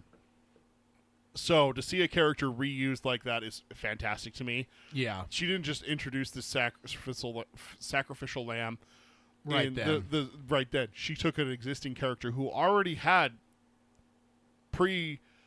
interactions with our characters. Yeah. And it always means more. Even on like a smaller Yeah. set, like with Chernobyl, when you see the cleaner in the third episode, you see him before we get to the fourth episode. You see him getting brought in and stuff like the young guy. So I feel like that always just means more because like even like great things like Band of Brothers, like the one dude doesn't show up till his episode, right? Yeah. It's like Tom Hanks kid. Yeah. He doesn't show up till his episode. It's like it just. Sometimes it just feels very contained. Which is why you don't really care about him, but Webster in that episode you care about because he's been there before. Yeah. He's been there in other episodes. And So. with this, like, and I get it though, right? Because you don't want to cast a kid to barely be in the last one, and it's like Right. you don't know if that's necessarily even to be the right kid for, which is going to end up being a large, part in this movie. So Huge part. Like it probably wouldn't have been Robert Pattinson if they had cast it in the third movie. No. Would be my guess. So Yeah. the other thing I will say too, seeing the two of them here, I'm like, I want Daniel Radcliffe as a villain in the Batman 2. Oh yeah? Just seeing them play off each other, and I'm thinking like, oh, that's Batman. I'm like, Yeah. imagine seeing these two circle back around, and like, would you not think that Daniel Radcliffe could actually play a pretty decent villain? He could. Absolutely he could. If we're talking Hush or something, like, Oh yeah. I mean, he's done. It's like Robert Pattinson, right? The reason I never doubted him for Batman is because of all the indie shit that he had done. He'd already cut his teeth with a lot, to where it's like this dude can fucking hack it. And I think Radcliffe's done the same thing. He's done a lot of indie, more fringe stuff. He's never really he hasn't just fallen into the thing where he's just like this. I feel like there's like two ways that people go when they hit success young. They either like kind of embrace and they become kind of like that Ron Howard type, which is fine, but he was way more successful once he became a filmmaker versus an actor. Or you have the ones that just go, you know what, no, I'm fucking peacing out. They either leave Hollywood altogether and come back much later, or they go fucking weird. And I think Radcliffe has done that, where he's gone into the fucking weird realm. Yeah, you have like that one woman not Woman in Black. Was that the horror movie with him? Yeah. Yeah, The Lady in the Yard's the one that came out recently. I thought I Yeah. was mixing those up in my head. So No, the Woman in Black, yeah, So that he had was done, him. so yeah, like he did horror, but he's done a lot of He indie also stuff. did a couple other things that were really good. I know that people talk about Now You See Me, the action like magic trick heist movies.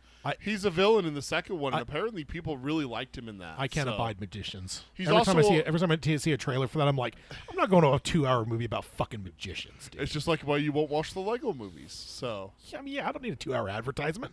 Pay me and I'll go watch that. I'm not going to pay you to go watch that. he was also a villain in a Sandra Bullock Channing Tatum movie, The City of Lost or something like that. Okay, she's so like- he's done some, but he's done some, but he's also cut his teeth Yeah. in a lot of like horror or indie, absolutely. and I think that just shows like he doesn't want to just rest on his laurels, and he's like, oh, I'm just Harry Potter. Like he's gone out of his way, like Pattinson did, right? Pattinson had those vampire movies, and like he either could have just embraced that. Matthew McConaughey, right? There's that interview he did recently where he kind of spelled out the whole thing, where he's like, you know what? I started turning down. He's like, I'm not doing a chick flick anymore. I'm just not doing it. I'm gonna get something else. And I think that both Pattinson and Daniel Radcliffe have both kind of done that, where they easily could have just been like, you know what? give me some spin-off, not spin-off necessarily of Harry Potter, but give me some Harry Potter-esque, and I'm just going to keep doing this role just in different kinds of movies, like, like Will Smith-ish, where it's just like, oh, Will Smith in every movie, or The Rock's The Rock in every movie. Like, he could have just fallen into that, where it's just like, yeah, just give me $20 million something to just play some fucking, Harry Potter, but... And it's just he didn't do that, and I respect him for that. So like, give him to me as a Batman villain. That's all I'm saying. I would be down for that. So we have Bronson in the chat asking, have you guys ever seen Daniel Radcliffe in a movie called What If? It's a romantic comedy. I have not seen that. And I haven't. Tad doesn't do romantic comedies. As a general rule, I don't watch romantic comedies. Yeah. But, it's got Adam Driver in it. But I looked it up. But I will say, like I said, the reason I never doubted Pattinson back in the day when he was cast as Batman is because like he had cut his teeth, and I feel like Radcliffe's done similarly. And like I think in both cases, both of those dudes had a big, they had a lot to get over, right? Yeah. Because like with Pattinson, he had that whole vampire bullshit. He has Harry Potter. Like those are so iconic that it's like to get out from that is very fucking hard. It is. And well, you have a perfect example waiting there for you, Tad. His name is Taylor Lautner. He was the third of a trio in the Twilight Saga with Pattinson and Kristen Stewart. Is her name. Taylor Lautner tried to break out from that and tried to do other things. I don't know if you remember the few action films that we saw with him vaguely after the Twilight. There's like Abduction, I think, is one of them that's called. Nothing stuck. He couldn't break it from the Twilight movie. It's like TV stars. If you're in an iconic TV thing, you just can never escape that. It's not anything against him. I don't think that he was necessarily like a bad actor. I just don't think that he could ever get away from the character Jacob. And I think both Pattinson and Radcliffe, the reason they were successful is because they didn't embrace Hollywood, and that's what Taylor did. Yeah, they went the indie route where it's like, no, I'm going to go play. I'm looking at his stuff now. Horns, I remember, was a big one. Yeah. Or there was the woman in black. What's the one where he's a dead body and the guy uses him as like a flotation device and shit like that? Yeah, there's a few. Swiss Army Man. Swiss Army Man is that one. He did like weird shit like that, and I think that's the difference of the people that break out of that. And so I'm totally about like let's get him. Not to tangent not too far off, but sure. There was a scene with the two of them together where I'm like, let's see this again. Yeah, let's run it back. Let's run it back. Yeah. Bronson asked, which movie do you guys think is the darkest Harry Potter movie? Bronson, I'm going to hold your question for when we're done. Tad's never seen the Harry Potter movies. That's why we're doing this series, is we're watching them one at a time and discussing them. And I've never read anything. So Tad's never read anything. He hasn't seen 5, 6, 7, or 8. So of what we've seen so far, though, I think this and the last one definitely feel comparable, and maybe this one's even darker. Like, which is strange because the last one, I mean, and even with the director we have in the last one too, I kind of expected it to be darker because like he's pretty well known in the horror genre and stuff. So with this one though, I guess maybe I expected there even to be a little bit of a bounce and a little bit less darkness, but no, this held pretty dark, and in some cases it was probably darker than the last one. So of what we've seen, this is probably the darkest, in my opinion, from viewing. I'd probably say it's almost in reverse order. If you want to look at it in darkness, 4, 3, 2, 1 is probably how I'd view the darkness level, quote unquote. That's not a bad assessment. So which makes me wonder if we're just going to keep getting darker. That's my curiosity here. Maybe we will. Maybe we won't. I certainly know that I've whether you've told me or whether I've just seen it through osmosis of like pop culture. I do know that the books kind of quote unquote grow up with the readers, so that makes me think that there's a chance that it will get darker as we go. So I guess I won't necessarily hope for or brace for a bounce in lightness. I think we're going to probably stick kind of it like going darker as we go. So yeah. So because life as an adult is just darkness and pain. That is absolutely true. So I get where you're going. So basically, I have one last final question, and then we're going to wrap up the main topic and go into some other stuff. Voldemort's back. Where are we going from here? That's your prediction time. It's been a lot, man, because like we've basically been building this for now 4 movies before he finally shows up, and even like this movie, a majority of the movie, it was teasing until that final, which I would say it's a pretty good job. It's kind of, it reminded me a little bit of like the original trilogy, right? It's like the Empire. It's like, well, okay, well, there's going to be an emperor then, right? And it's even in that scene. It's like the emperor just informed us he dissolved the council. Like, so like there is this ever present threat in the background, but it isn't until 2/3 of the way through Empire that we finally see like, oh my god, this like, and even then it's only a hologram. And then Vader's bowing to him, so it's like, what the fuck is going on? That's here? our Like, big bad. Yeah, this is like, so I think they've done a good job, and probably more so, right? Because now they've had 4 movies to like essentially 4 movies. Because I get he showed up, 2/3 of the way through this, but it's like, 3 and 2/3 movies now. They've basically been building us toward this moment. So I mean, again, I think that that I would assume, again, whether you talk darkness or danger, I think it's probably only going to get worse as we go. Like I said earlier, there's just too much of a. Nobody in the redheaded family is necessarily Weasley. Yeah, the Weasley family. Nobody's necessarily said they're one day from retirement, but I don't know. I just feel like some trauma might be coming for old Ronnie boy there. So I don't know. Just a vibe I got in this movie. There was some. I don't even remember what scene it was, but there was just something where I'm like, there's just too much of this family. I'm like, and just how I am with story. So I always just like kind of view like what would I do, and like one of the best things you do with storytelling is with especially with characters that you build for a time is like you've got to do what's worst for them. Because that's what's the most interesting. Yeah. And when I look through it, like I don't know necessarily what it would be for Hermione or Harry. I don't know, but like with him, what better way than seeing a family member die? Because they seem like a pretty close knit family and stuff. And absolutely, the dad being where he's at, I think he might be my prime suspect. But one of the brothers would be kind of an interesting thing, especially if you want to raise the stakes for like something more happening in the school. Yeah. A brother would be an interesting. So you do also have, so you do also have to remember that he does have 2 older brothers that we have yet to meet. Jesus Christ! Yeah, how many fucking kids do they have? 7. So remember, he has an older brother that was with him last year and the year before. Percy, he actually graduates this year, and he wasn't in this movie. They just basically cut him from the movie for some reason. And then he has Bill and Charlie, who are both adults and left school and doing things. Hagrid mentioned Charlie in this one. I would assume to be someone we've actually just going from storytelling, which I know there's a book, so I shouldn't be judging everything like this is just a movie, because there's books, there's pre-existing stuff. But as I'm watching the movies, if this were just a movie series, I would assume it'd be a dad or one of the brothers we've spent some time with. Just one of the twins. Because that would be like the ultimate impact, and then you'd have to now deal with like what does that do to him? Yeah. So like just again, how and for people that are listening, that's just the way I am. I'm all about like storytelling, and so a lot of times Peter always gets mad because I'll predict things, and a lot of times it's just because it's thinking logically of how storytelling works, and like it serves me well a lot of times. Like I can get bamboozled, but a lot of times it's just a matter of like you got bamboozled by something in the first movie. I can't remember what it was. So, but we do have Tad's Harry Potter questions and predictions section, which is where we review. Oh, we got more girls now, so I'm feeling a little bit better that Harry Potter can find himself a suitor, because I'm still predicting that old Ronnie boy is going to end up with the girl. Yep. That is number 2 here. Number 1, Tad has a question of why do they make Harry go back to the Dursleys? Still no answer. And they're not a problem anymore. Well, I'm not. They weren't in this movie. That doesn't mean they're not in future movies, Tad. Just remember that. He does say, you do say that Ron and Hermione end up together.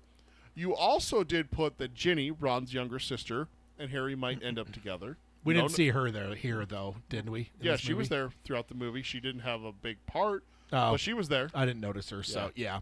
Do you remember the scene on the lake where Ron sent Hermione to tell Harry? Yeah, the telephone game. Ginny was standing next to Ron. Oh, okay. So, I wouldn't have noticed without calling it out. So yeah. So that's your other prediction. You also say that you don't think the Snape is bad at all. Yeah, I didn't buy that. Just they were trying too hard, and that's just one of those things where it's like when you try too hard, it's like the red herring. It's like there's just a certain point when you're trying too hard to make me think something that it's evident. It's like, hey, you're trying too hard. No, this isn't real.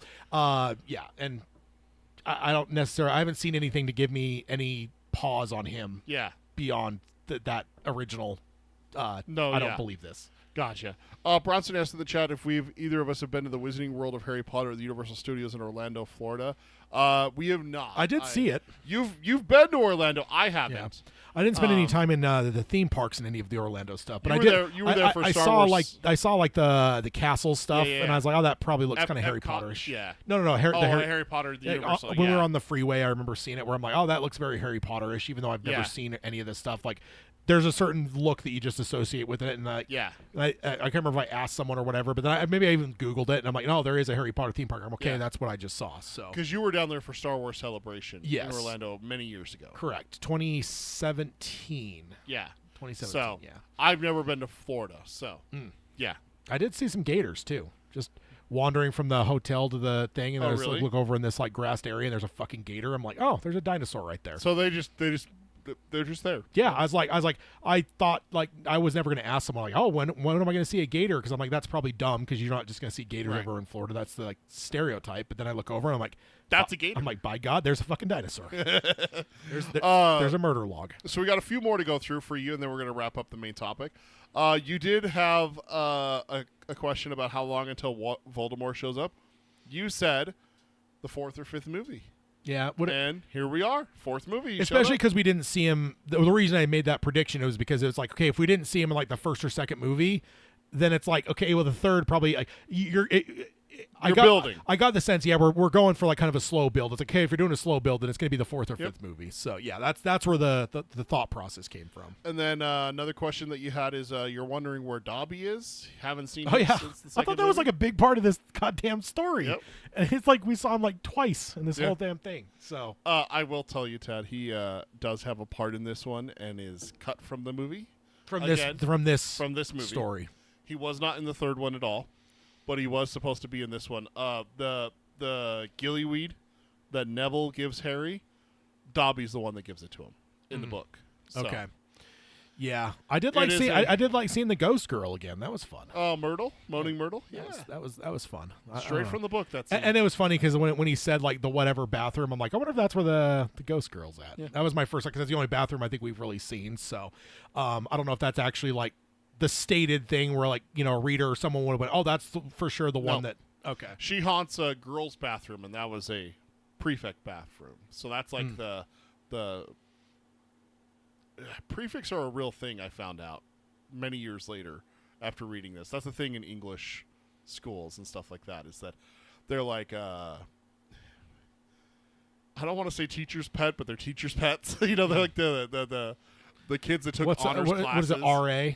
Kind of like that, college, kind of like that. Then you did have your thing saying that the trio doesn't seem as tight knit as they should be, or they could be, I should say. Yeah, and this is only added to it.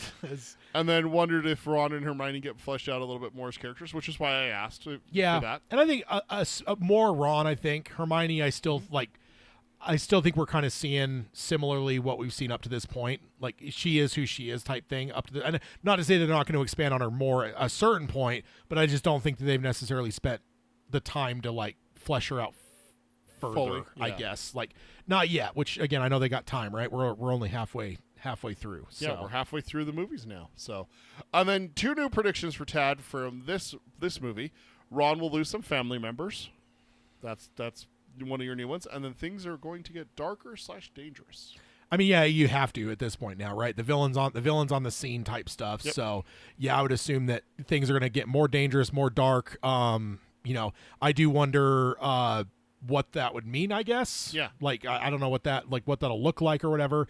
The other thing too is I just thought about yeah. Was it Snape, right? Yeah. Have we ever even seen him with that little blonde kid? Because isn't he supposed to be like the head of Slytherin house? Have we even seen those two together? Yeah, they were in a potions class in the first movie. Okay. Harry is in the same class as Draco in potions, which is Snape's class. And he has like henchmen too, doesn't he? Crabbe and Goyle, yeah. Which if you... It's the one that grabbed the ferret, right? Yes. Crabbe and Goyle are also Death Eaters in the cemetery. When he takes off the mask and he's saying the names, he's like, Crabbe, Goyle, McNair, Malfoy. It's like, oh, shit, we know all those characters. So, but it was the dad, though. They're all the dads, yes. Oh, the dads, okay. Yeah, it's Crabbe and Goyle's dads are present in the cemetery. Just like Lucius was present in the cemetery, not Draco. And Jason Isaacs, tell me a better villain. Just in general, I feel like everywhere he shows up, he just has that face. You just want to punch him in the face, right? And I used to always think it was just the Patriot and just that deep-seated thing from that movie. He's so bad in that but movie. it isn't that, because the more and more I watch, the more I'm like, it isn't just the Patriot ripoff. Like, he has that face, and he just, because there was actually one of those newer Star Trek series, they actually had him as a semi-decent person, and I'm like, really? I was like, You're like, I can't abide this. It's like trying to bite into chocolate and it's like a carrot. It's like, it's just, that just doesn't work. You go to cut a cake and it's carrot cake. You're like, ugh. What is this? That's whatever that kill thing is. That's what I'm doing there if I ever cut into a carrot cake. The green zapper and kill everyone. There we go. Because, carrot cake. Who invented that? A vegetarian, probably. Like disgusting. Any other predictions or questions that you have? Remind me, did David Tennant die? Are we seeing more of David Tennant? I would curious there. Because I was really surprised to see him, and I actually double took, because I'm like, is that David Tennant? I'm like, no, I don't think it is. And then I got another bit where I'm like, oh my God, it is him. But, I mean, Pattinson's obviously one and done, so, like, I'm not necessarily, like, counting on, like, new people popping up to actually, like, carry on. But David Tennant's a legit fucking dude. Like, you know, I'm not a Doctor Who fan, but, like, him playing the Purple Man and Jessica Jones is one of my favorite villain performances of the last 15 years. So I'm just curious if he was one and done, or if we're going to see more of him, or if we see more of the character, is it actually David Tennant? Or because again, he wasn't really David Tennant throughout most of this movie, right? Yeah, he played Mad Eye. Yeah, so Mad Eye played him. So it's Bill Hodges playing. Yes, you know, or Brandon Gleeson. I almost said Domhnall Gleeson. I'm like, no, that's Hux. God yes, damn it. All these Gleesons, and I don't even not confusing at all. And those aren't even related, are they? No. If I remember right, they're not related. Brendan, but Domhnall has a brother that's yes, that's an actor too. So okay, we're gonna have to be careful here. And if it's a spoiler, you don't have to answer. I'm just curious, because like David Tennant's a legit fucking actor, and it'd be kind of cool if he actually I looked it up. Was around further. I looked it up. David Tennant is not in any other Harry Potter movies. Okay. The reason for that is not fully explained, but it was in the Did end. he get the Doctor Who job? Potentially. I don't know when his time limit. I don't know when his time period in that was, but I wonder if he got that and he was no longer available to. No. What it is that I mean, he was the Doctor. 2005 to 2022. But so here's what I'm trying to do. I just clicked on him, and so he literally got that the same year this movie came out. So he's probably much less available after this. It's not that though. The big thing is that character suffers a fate in the end of the book that they don't go into in the movie. Oh. And the reason why is that sets up the next books, but they didn't do that for this movie because people have read the books. They don't need a setup, right? People are going to go see it, right? Yeah. I don't know if you want me to tell you if you want. No, yeah. I mean, I was just curious because David Tennant's awesome. So it was cool. It was cool to see him pop up here. I'll write it down. What happened to Barty Crouch, David Tennant's character? We'll circle back to it after we watch the fifth movie. The other thing too is it makes me wonder who else is going to be popping up here. Now that we've had Robert Pattinson and David Tennant popping up here just out of nowhere. Also, is not Malfoy, Domhnall Gleeson in these at all? I feel like there's some other people that have been in these that like went on to be other things. It's not Domhnall Gleeson, right? Hux is not in these. I don't think so. Okay, there's just a few like people that end up going on and having much bigger careers. That you end up finding out like Robert Pattinson, or it's like, oh no, he was actually in fucking Harry Potter. It's like, wait, are you fucking kidding me? Wait, what? So no. Wait. I think he is in Harry Potter. Domhnall Gleeson is the first autocorrect. Yep, or he is. The first auto fill was Harry Potter. So he's in Harry Potter. Not yet though. Okay. We haven't seen him yet. All right. No. All right. So another Gleeson is to come. So another Gleeson is to come. I completely forgot about that, but yeah, he is. I just remembered what part he plays and everything now. So also, when that tall lady walked in, I was really waiting for it to be that punchable face lady that I've seen from doing pop culture stuff. Oh yeah. The one that goes in the same realm as Mrs. Carmody from The Mist. I was expecting it to be her, just as that whole scene is playing out in this movie. You're like, it's her. Oh wait, no, it's and not. then it wasn't. I was like, okay, that wasn't her. But I was ready. I was like, is this it? Because I'm just bracing for that character because she's got quite the reputation. Yes. So before we move off of Harry Potter, I do have an email from John again. emailed us. He said, reading The Thing They Carried. The Thing They Carried is a 1990 novel by Tim O'Brien that explores the Vietnam War through a series of interconnected short stories focusing on the physical and emotional burdens soldiers carry, the nature of memory and truth, and the redemptive power of storytelling. And then he watched the Lego Movie and Lego Batman. See, Ted, you can watch them without feeling like it's an advertisement. And then he's also watching Taskmaster Season 20. And then he's playing Lego Star Wars: The Complete Saga. Okay, so I've actually never played any of the Lego games either. I've played one. I'm not opposed to them necessarily. I just never have. Yeah. So it just wasn't my style kind of thing. So I saved his email for the end because he put some stuff in here that we were obviously going to talk about first. So this is what he said. This is the first book I bought at midnight. I used to work an overnight shift in a toll booth, so there was a lot of time to read. On my way into work, I stopped at the local grocery store to buy it. That's pretty cool. Yeah. No, it was pretty pervasive in terms of when these books came out. They were fucking everywhere. I remember the first one that I waited for midnight to buy was book 5. So yeah. Book 1 through 4 had already come out. What'd you say this was 2000 that this came out? 2005 was when... No, the book for this is 2000? Yes. Yeah. Okay. The next one was 2003, so... That's probably when I actually started to clock them, is 2003. It's probably the first time I ever, I'm not going to say I didn't hear about them before, but I don't know if I did, man. Yeah. It was in, high school era when I first, heard. I'm like, wait, what? Because, again, I just totally missed it. I don't know if it just wasn't a thing in my elementary or kids got into it, but it's it was high school. I think maybe around the time that you and I met is the first time I, became aware there was something called Harry Potter, and, the movie started coming out. It might have been because I was reading it, and we were talking about what we liked and getting to know each other and stuff, so. Yeah, well when was the first movie? 2001. Okay. So maybe still high school though, right? Maybe it was when the first movie came out when it was like, wait, what's this? Because I'm a movie person. And I think also that, I don't know if you remember this, but there was a huge outcry from certain groups about having the books available in schools because it taught witchcraft. Yeah. Do you remember that? Vaguely. I also remember there was a great joke in The Simpsons where Flanders is reading his kids Harry Potter, and then Harry and all of his friends were burned for practicing witchcraft. Yay! Yeah, exactly. Yeah, I guess I don't know when that joke came out, but I probably would have got it. I would have been like, I don't know what the fuck a Harry Potter is. You're like, so what? It's like I would have just flown over my head. But there's a lot of that with Simpsons though, where growing up on it. So. So John goes on to say, I love this book movie. It's my second favorite, just behind the third one. The Quidditch Championship part is great, as is the Triwizard Tournament. The Barty Crouch reveal was quite a surprise, and the graveyard scene might be my favorite in all of the books and movies. The book does get bogged down by the whole Spew, S-P-E-W storyline. That's something from the book, so don't worry about that. And in the movie, Dumbledore screaming at Harry, asking if he put his name into the Goblet of Fire was a little off-putting. All in all, it's a great entry into the Harry Potter series. John E. from Buffalo. Awesome. So I forgot to talk to you about this. So that is one of the... Also, just looked it up. That whole thing is from season 12. So that episode aired in 2001. So when the movie came out. So that's probably... even then, though, I probably didn't lock onto the joke. Sorry. Yeah. I was listening to you as well. But You're good.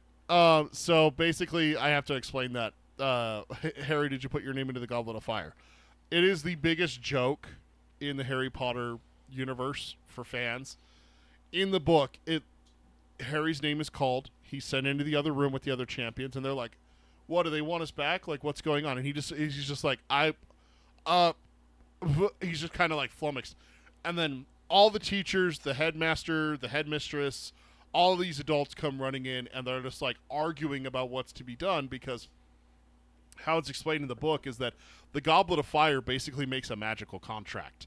Yeah. And if you break it, there's penalties. There's bad things that happen. It's a magical contract, kind of thing. And that's where, even in the movie, you kind of see a Dumbledore ask Barty Crouch, "Hey, is there any way out of this?" Yeah, that's where I remember that. And I'm saying so. They're all arguing as they come into the room, and they're all like, "Well, ask him. Ask Harry how he did it." And Dumbledore looks at Harry and goes, "Harry, did you put your name into the Goblet of Fire?" He asked calmly. That's literally what it says. That's what you got. That's literally what he says in the book. He asked calmly. So in this one, the actor played it as, "Harry, did you put your name into the Goblet of Fire?" And he's tackling him into trophies and stuff like that. So it's just Everyone always makes fun of it because it's like, I mean, Harry, did you put your name into the Goblet of Fire? He He's- asked calmly. he's just looking at Harry Potter as though it's Pippin and he is Gandalf. Yeah, that's what it was. He's Pippining him. You fool of a toque. Yeah, pretty much. So Also, I had to explain that. also, I will say early on when they're like, "Oh yeah, you got to be 17," I'm like, Harry Potter's gonna be in. You're like, yeah, he's just I mean- like, I don't think they're trying to necessarily deceive me that like it's actually going to be nothing but 17-year-olds or I mean, whatever or older. But it's like, Yeah. yeah, there's no way. I This mean, doesn't. literally, the title of the book is Harry Potter and the Goblet of Fire. There's no way he's not going to be. Yeah, coming. I mean, yeah, like, it's right, yeah. just- it's Come on. Come on. It's like we're not playing here, right? It's like we know what's going on. We know Right. we know what's going to happen. Yeah. So, There you go. So that's Harry Potter and the Goblet of Fire. We will be visiting Harry Potter and the Order of the Phoenix, which is Harry Potter 5, here in a little over a month, if I remember right. Yeah, we got it on the schedule, right? Yeah, I'm just looking it up right now. For 5 is December. So December 6th. So a little bit. Yeah, we do Harry Potter here in October. We're going to take a break in November, do Peacemaker on my episode, and then we'll do Harry Potter 5 in December. Yeah. Yeah, I still need to pick a topic too, I guess. Yeah, because Mortal Kombat got moved, right? It did, sadly. Yeah. It's all Superman's fault too. Damn it, Superman. See, this is why Superman's the worst. I tell you. No, I blame Crypto. Let's just hang it on the dog. He is a menace. No, so he's a good boy. no, he's a freaking menace. He's a good He's boy. an absolute menace. I mean, yeah, never mind. I won't say anything. But nothing. We'll get to it in. All right. We'll get to it. When is it? In November? Like she says in the chat, can't blame Crypto. He's the best boy. No, he's a menace. He's he has behavioral issues. You have behavioral issues. Now, Pet It Be though, that's a great joke there for the pet store. Yeah. That's a great one. Did you see the deleted scene with Mr. Terrific, like trying to get Crypto because he needs Crypto to get up to the Lex thing? Yes, I did. Dude, I never even thought about that watching the movie where it's Wait, like, how did he get up there? I mean, he's kind of with Crypto, Yeah. so it's like whatever. But I never would have thought like, oh, he would have had to have like harnessed Crypto to then get up Dude. there. Like, I never thought about that. So when I saw that scene, I'm like, that's amazing. Yeah, I love Mr. Terrific, but you just reminded me of something that really pissed me off on my rewatch when I rewatched Superman He's the a couple weeks goddamn ago. Mr. Terrific. I'm goddamn Mr. Terrific. If you're goddamn Mr. Terrific, then you're not going to get knocked out, lay around doing nothing, then wake up and yell at Superman to get, we got things to do. Don't, I was doing stuff. It was important. That's that line from Superman. Dude, Mr. Terrific was knocked out before that. Shut the hell up, boy. What are you doing here?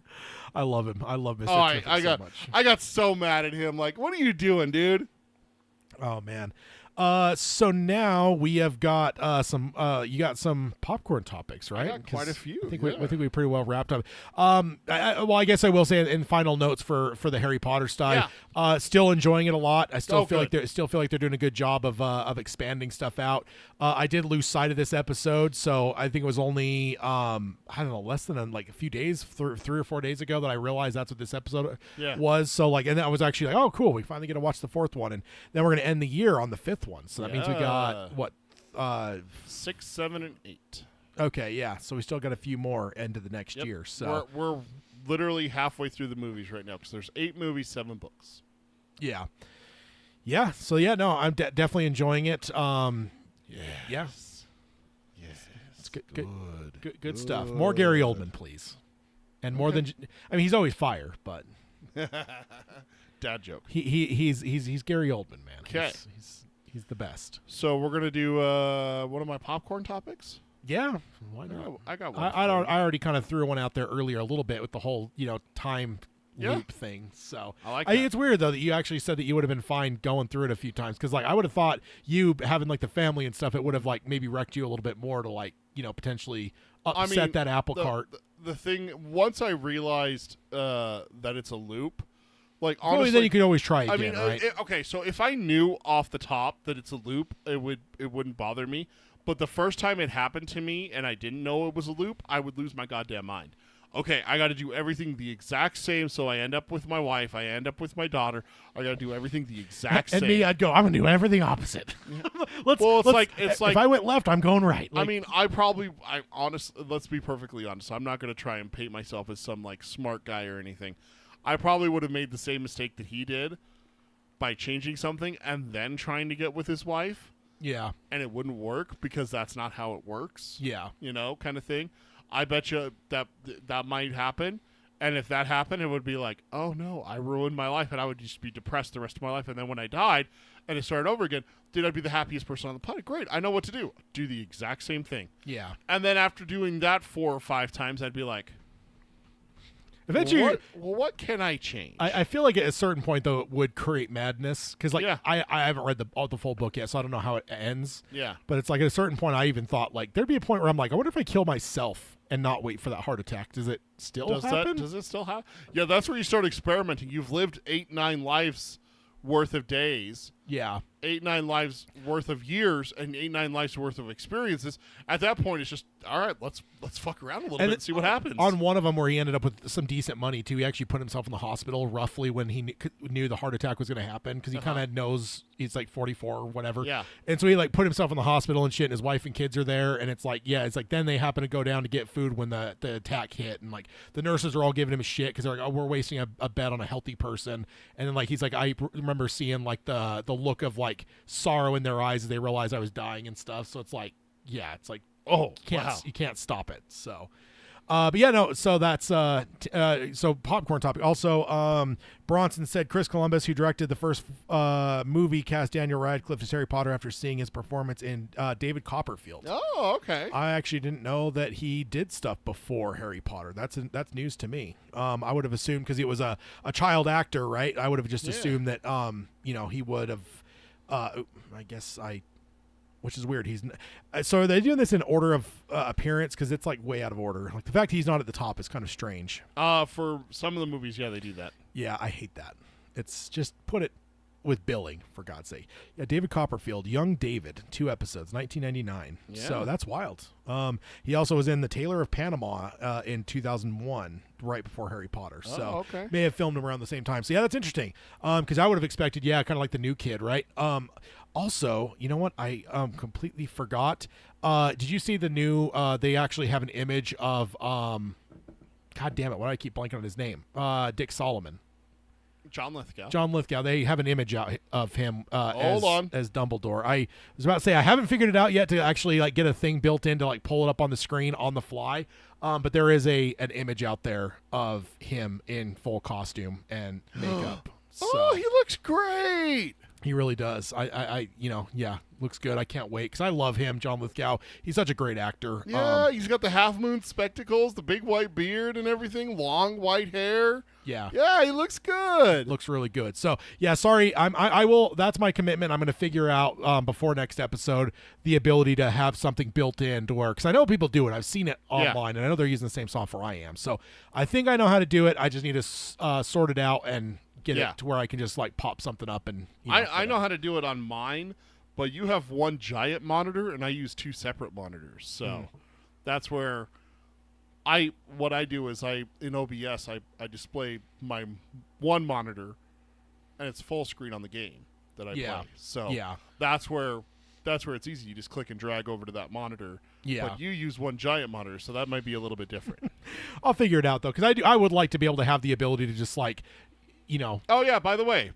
Look at this, Peter. Yeah, I actually screen grabbed it, and like with the idea that like when I do the news prep, but then we ended up not really doing news because it's like we'll just do Harry Potter and So what's your popcorn topic now that we're moving out of the Harry Potter realm? We'll be back in December 6th for the next one, and then to be continued as when we get to 6, 7, and 8 into 2026 most likely. So now you'd be a real heel if you didn't list it in 2026 at all. It'd be a shame if we had to wait until 2027. Honestly, I'd probably just watch him anyway. You'd just be like, screw you, Peter. I'm doing it anyway. Pretty much. You can't. You'd put them as your topics is what you'd do. Yeah, that's probably. Sounds about right. All right, so what do you got for popcorn? I got a thing that popped up on a Instagram reel the other day. It was a quick question, but I'm going to morph the question after I ask you the original question. Okay. Mount Rushmore, so 4, right? Greatest video game franchises of all time. Not for you.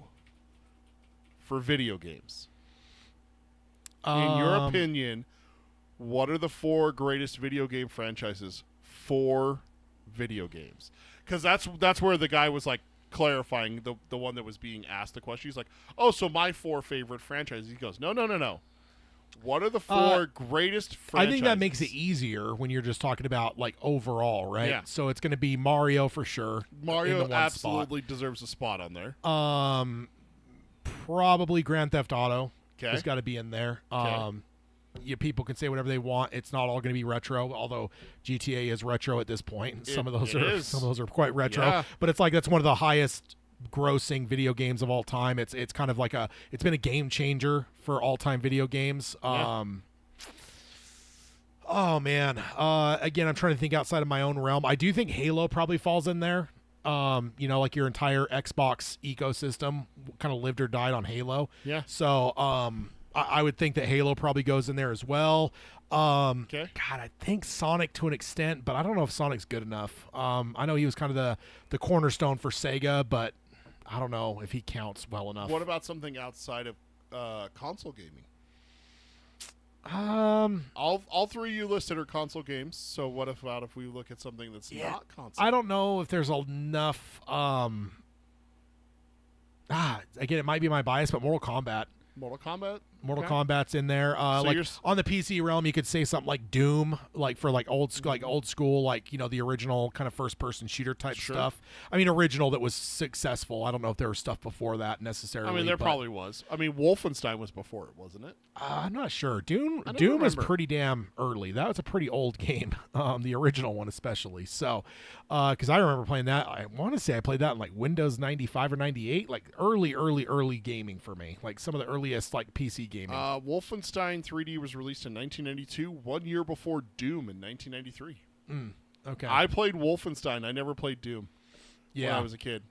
Doom's a good one. Yeah, your mom never would have let you fighting demons of hell and shit. Versus Wolfenstein, I was killing Nazis. So. Yeah, so that's probably where I'd go, and I will admit fully that the 4 spot with Mortal Kombat might be slight bias, but I do think that like that is the fighting game. I mean, of course, there's the people out there that are wrong that would say that Street Fighter is potentially a competitor. Okay.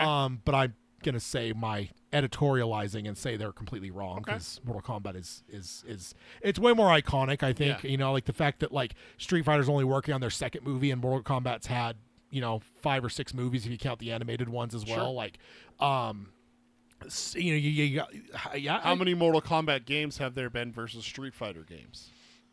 Well. They're closer in that realm. Yeah, I mean, but I just don't think there's again, it's hard for me to tell because I'm not necessarily in the fighting game realm.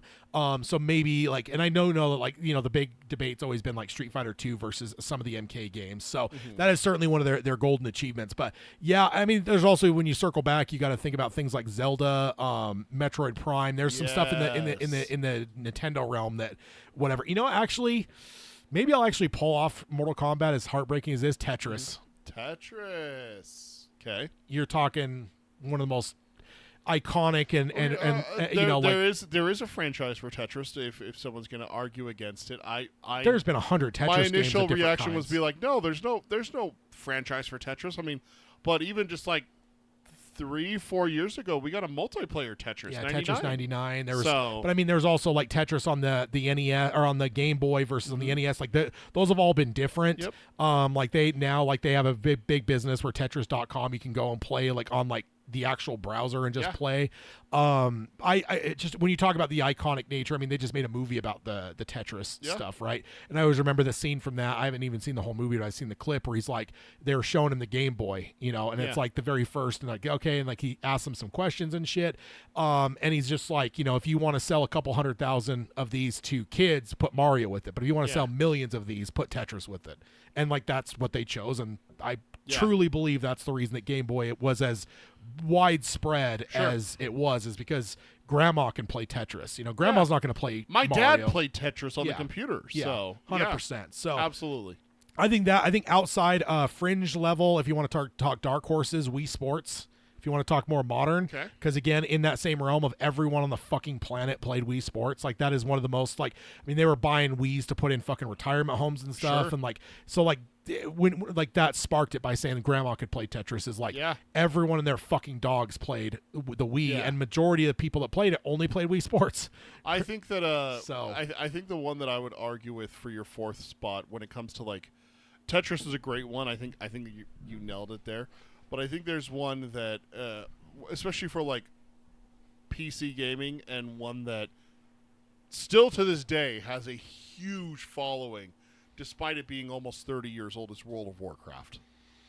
That is a massive achievement to be a massive online multiplayer game, to have people paying every single month into it. Yeah, but there was one before that was EverQuest that was really big.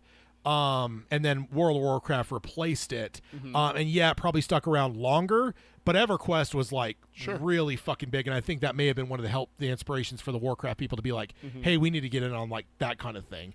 So, because I remember when that whole thing hit, we had some coworkers that were really big. I think it was EverQuest. Yeah. I think is what it was called. Is it EverQuest? I think that's what it was called. If it's not an MMO, then I'm flummoxed or flipping. It the says names. online games. So yeah, so I think that's the one that it was. Initial release date March 16, 1999. Yeah, so I think that's the one. Remember World of Warcraft, because we had like a group of friends that were super nerdy, and they all played EverQuest. Yeah, and I remember them all being excited with World of Warcraft about to launch, because they were, it's like, oh, like it's essentially going to be like EverQuest but in the Warcraft world. So World of Warcraft released in 2004. Now Warcraft was a game before that. Yeah, on PC, huge series. Yeah, but World of Warcraft did release 5 years after EverQuest. Because Warcraft and StarCraft both were kind of like similar competitor games to like Command and Conquer and stuff. Yeah, they were real-time strategy, right? Yeah, so like I remember all those, but I never liked those, like, to be honest. So like, like I've never got into MMOs at all, but I certainly never would have got into like World of Warcraft, because I just didn't ever like Warcraft or StarCraft. Like I was always like, give me a Command and Conquer and give me Age of Empire type guy. So, and that's an outside one too, maybe if you want to talk PC gaming. Age of Empire is potentially Civilization, maybe. There's some thoughts, but I don't think any of them are as resounding to me as. So for me, I guess that fourth spot, I'm just going to kind of throw it up and say it could either be something like Tetris or Wii Sports. I don't think Tetris is necessarily a bad one to put on the Mount Rushmore, because when you look at it, that is one that a lot of people played. If you want to go something like that, I mean, let's go a little bit arcade-ish a little bit, and Pac-Man. Dude, that's exactly what I was thinking. Pac-Man. You psychic son of a bitch is exactly that. Yeah, if you're going to say Tetris and stuff like that. Pac-Man's actually number 4. Pac-Man, yeah, right? That's number 4. Yeah, it's got to be like people drop hundreds of dollars go to the arcade to play Pac-Man, right? I don't even know if it's actually true or if it's just one of those like urban legend things, but I want to say there was actually like a coin shortage. And they attributed to Pac-Man. Oh, did they really? Yeah. Like that's interesting. It was like it was legitimately throwing the entire ecosystem of like pocket change off. So Pac-Man's that's 4. That's 4. Yeah, right? yeah. You said PC, and that had me thinking one route, but I wasn't really thinking arcade. Arcade games, like for sure, like. If we're gonna go retro, it's either Pong or Pac-Man. It's one of the two. Take your pick. Yeah, I think Pong was popular ish, but not like Pac-Man. Man, Pac-Man was huge. Yeah, and I didn't even like grow up like going to a lot of arcades, but man, I swear every time I walked into like a nickelcade that we have here in Utah, I would walk in and I'd be like, there's the Pac-Man machine. Like there's always a Pac-Man. What was that machine. one on that restaurant on 35th and kind of whatever? It's Scott's, was it? They had like crinkly fries, unfortunately, but it's like a burger shop kind of over there in West Valley. And I want to say that's the one, because I always remembered they had Miss Pac-Man. Yeah. But it was one of those flat top things. My dentist had one of those when I was a kid. Yeah, and I wouldn't be so mad about going to the dentist. I'd go in and I'd play Miss Pac-Man before. Yeah, but it was on the flat. Yeah, the flat. You'd have to look down on it. You had to look down at it. Yeah. And then like the actual map was burned into the screen. Yes. So even when it was turned off, because I remember a few times it'd be down for some reason, but you'd still be able to see the full on, thing, because it's like that never changes, right? Like you see that in the modern day where people talk about like, oh, my kid plays so many first person shooters, like the heads up display is burned into my screen or whatever. Yeah. Like, but yeah, it's like, especially on CRTs back in the day, like. Oh, it would do it after just a few hours, it seemed like. So. Yeah. So I think, Pac-Man, that's probably, so Mario, what did I say, Mario? Mario, Grand Theft Auto, Halo, and Pac-Man. Yeah, that's, you're talking about the most prolific and successful video games of all time there, to the point where I'm not even just talking about like greatest, I'm talking about like those are not only greatest or prolific, but also the most iconic. Yeah. I think the only one that could be debated, and I agree with you, I think it's Halo. I think some people would make the argument that for first-person shooters, you would have to look at something like Doom or Wolfenstein, or maybe even something like a Call of Duty versus Halo. Yeah, again though, like the entirety of Xbox is pinned on Halo. It was. So it's like we have a existing ecosystem of video games that only exists because of Halo. Because if Halo wasn't a thing, like Xbox would have flopped. Like as much as I was fully invested in it, I will admit fully it would have been the next Sega Dreamcast. It would have it would have been an oddity that I'd probably still have on a shelf where it's like, oh, I'm one of the fucking suckers that like the Zune, same thing. It's it's that kind of, it would be that kind of thing without Halo. So it's like, and it's I mean, we have a TV series, like not that it was good, but we had a TV series like there was 80 billion books of it. I found out. Yeah, there's books, comic books, like there. It was. It's had 7 games.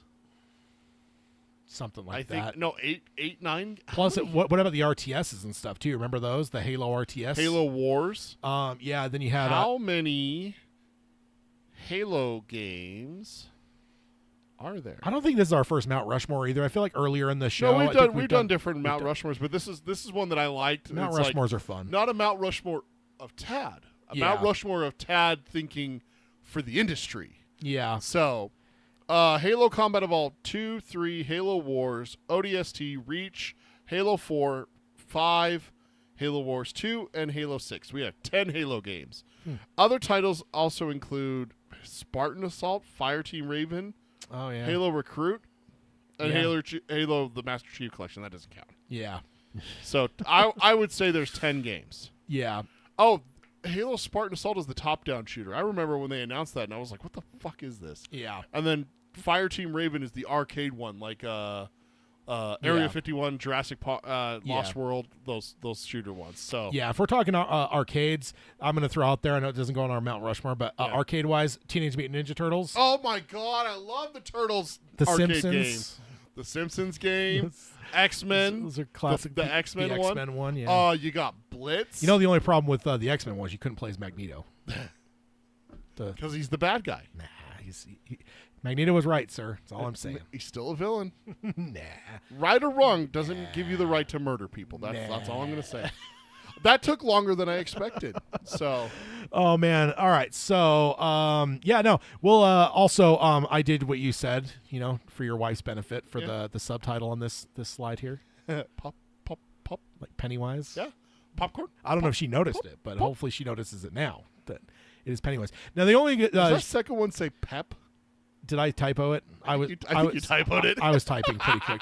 The one thing that makes me mad about OBS is you can't do emojis. They won't show because I would have put a clown emoji on there. Oh, that would have been funny. That would have been good. So you can take images. So I guess I could screen grab an emoji, put it in there, but I can't just type an emoji, which makes it a hell of a lot easier. So she's such a fan of Pennywise now, so it's okay. Yeah, I would like to hear her report on Skarsgård versus Curry and whatever. Did you tell her that you guys potentially missed out on doing the big screen? I think it was yesterday that they No, I forgot to tell her about that. Yeah, they put It Chapter 1 back in theaters yesterday. Yeah, so that was I'll have to keep an eye out to see if It Chapter 2 goes I didn't see it. Regal did announce their whole 31 days of horror, and that's why it was on there. It wasn't necessarily, but there was part of me, I'm like, why isn't HBO or Warner Brothers, whoever, paying to get a re-release of both movies to prep for Welcome to Derry? But that's not unfortunately, it's screening yesterday. I think it was yesterday. It was the 10th. Was for the Regal's 31 Days of Horror, not for the upcoming Welcome to Derry. So, that's a shame. Well, that takes us to time. I didn't even get a chance to revise the Mount Rushmore thing. Oh, do you have another? I was going to revise it and be like, all right, Ted, give me your Mount Rushmore. Yeah, as I was saying, I was thinking about mine. I mean, I think it would stay with Mario for sure. Mm-hmm.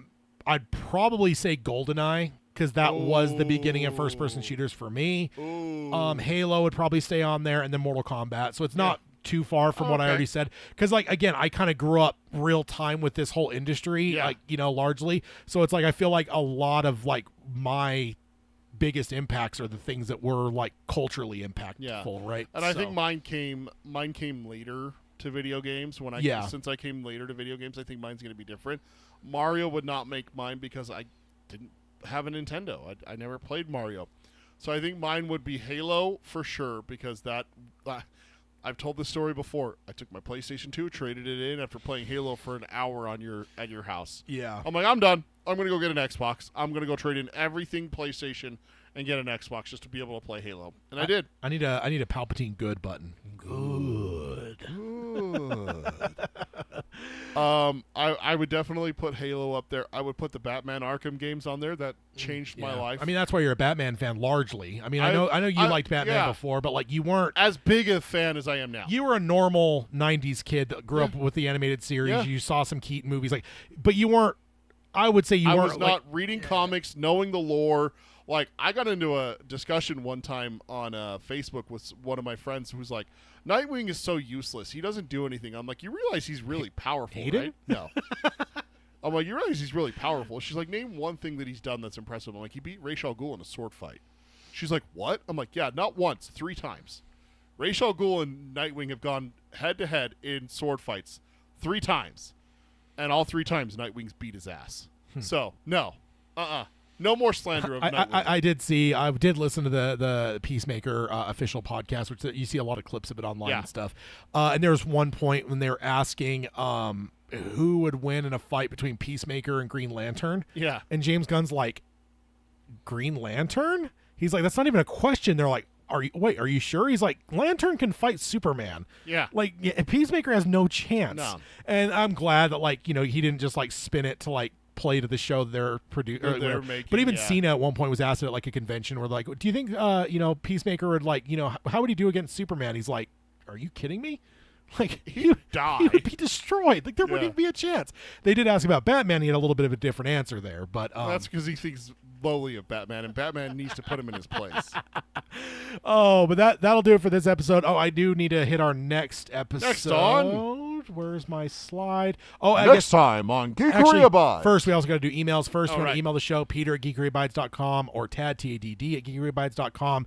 Maybe I should just add TAD at geekeryabides.com and then just like forward it to, so if people misspell it, maybe I could do that. I guess I own the web server thing. There you go. So that's how you email the show if you want to contact the show. And then next time on Geekery Abides, we are talking The Conjuring, the main movies. So mainline movies. We're not talking about all the off-spin, Annabelle or any of the other stuff. What's the other one? The Nun. The Nun. That's it. Yeah. Yeah. At one point they were going to do was it the Rickety Man that was in the second movie? Yeah. They were talking about doing a spin-off of that and never formulated. But we're not talking about that. We're just talking about the main 4. Feels like 5. The main 4 movies is what we're talking next time because it is spooky season. It is October. 'Tis the season. I guess it was a dark Harry Potter movie, so I guess we're not completely go. outside of the realm of Halloween. Yeah. But we got to do that next time. So that'll be in 2 weeks from now. That'll be episode 71 on October 26th. I can't read that because it's kind of small. 25th. 25th. But yeah, until then, I will sign off as I always do by saying, I almost said the wrong thing there. I will say, love what you love, let your geek flag fly high, and to hell with anyone that says anything to you about guilty pleasures. Harry, did you put your name into the Goblet of Fire? He said calmly. I'm guessing that's a meme. Oh, it's such a meme, dude. Right. It is the biggest meme out of Harry Potter, probably. Also, probably my last little thing I'm going to throw in there, I really still don't know if I can tell the difference between the actors for Dumbledore. I even this one, I was like, a few times, I've even paused a couple times where I just like glared at the screen. I'm like, maybe I'm just forgetting. They changed, right? Yeah, I'm like, did they change? Because they've done and that's to credit them. They did a good job where it wasn't like a sharp thing where it was like James Bond, where it's like, whoa, that's a different guy. Yeah. So credit to them. Good All job. right, see you guys. Bye, everyone.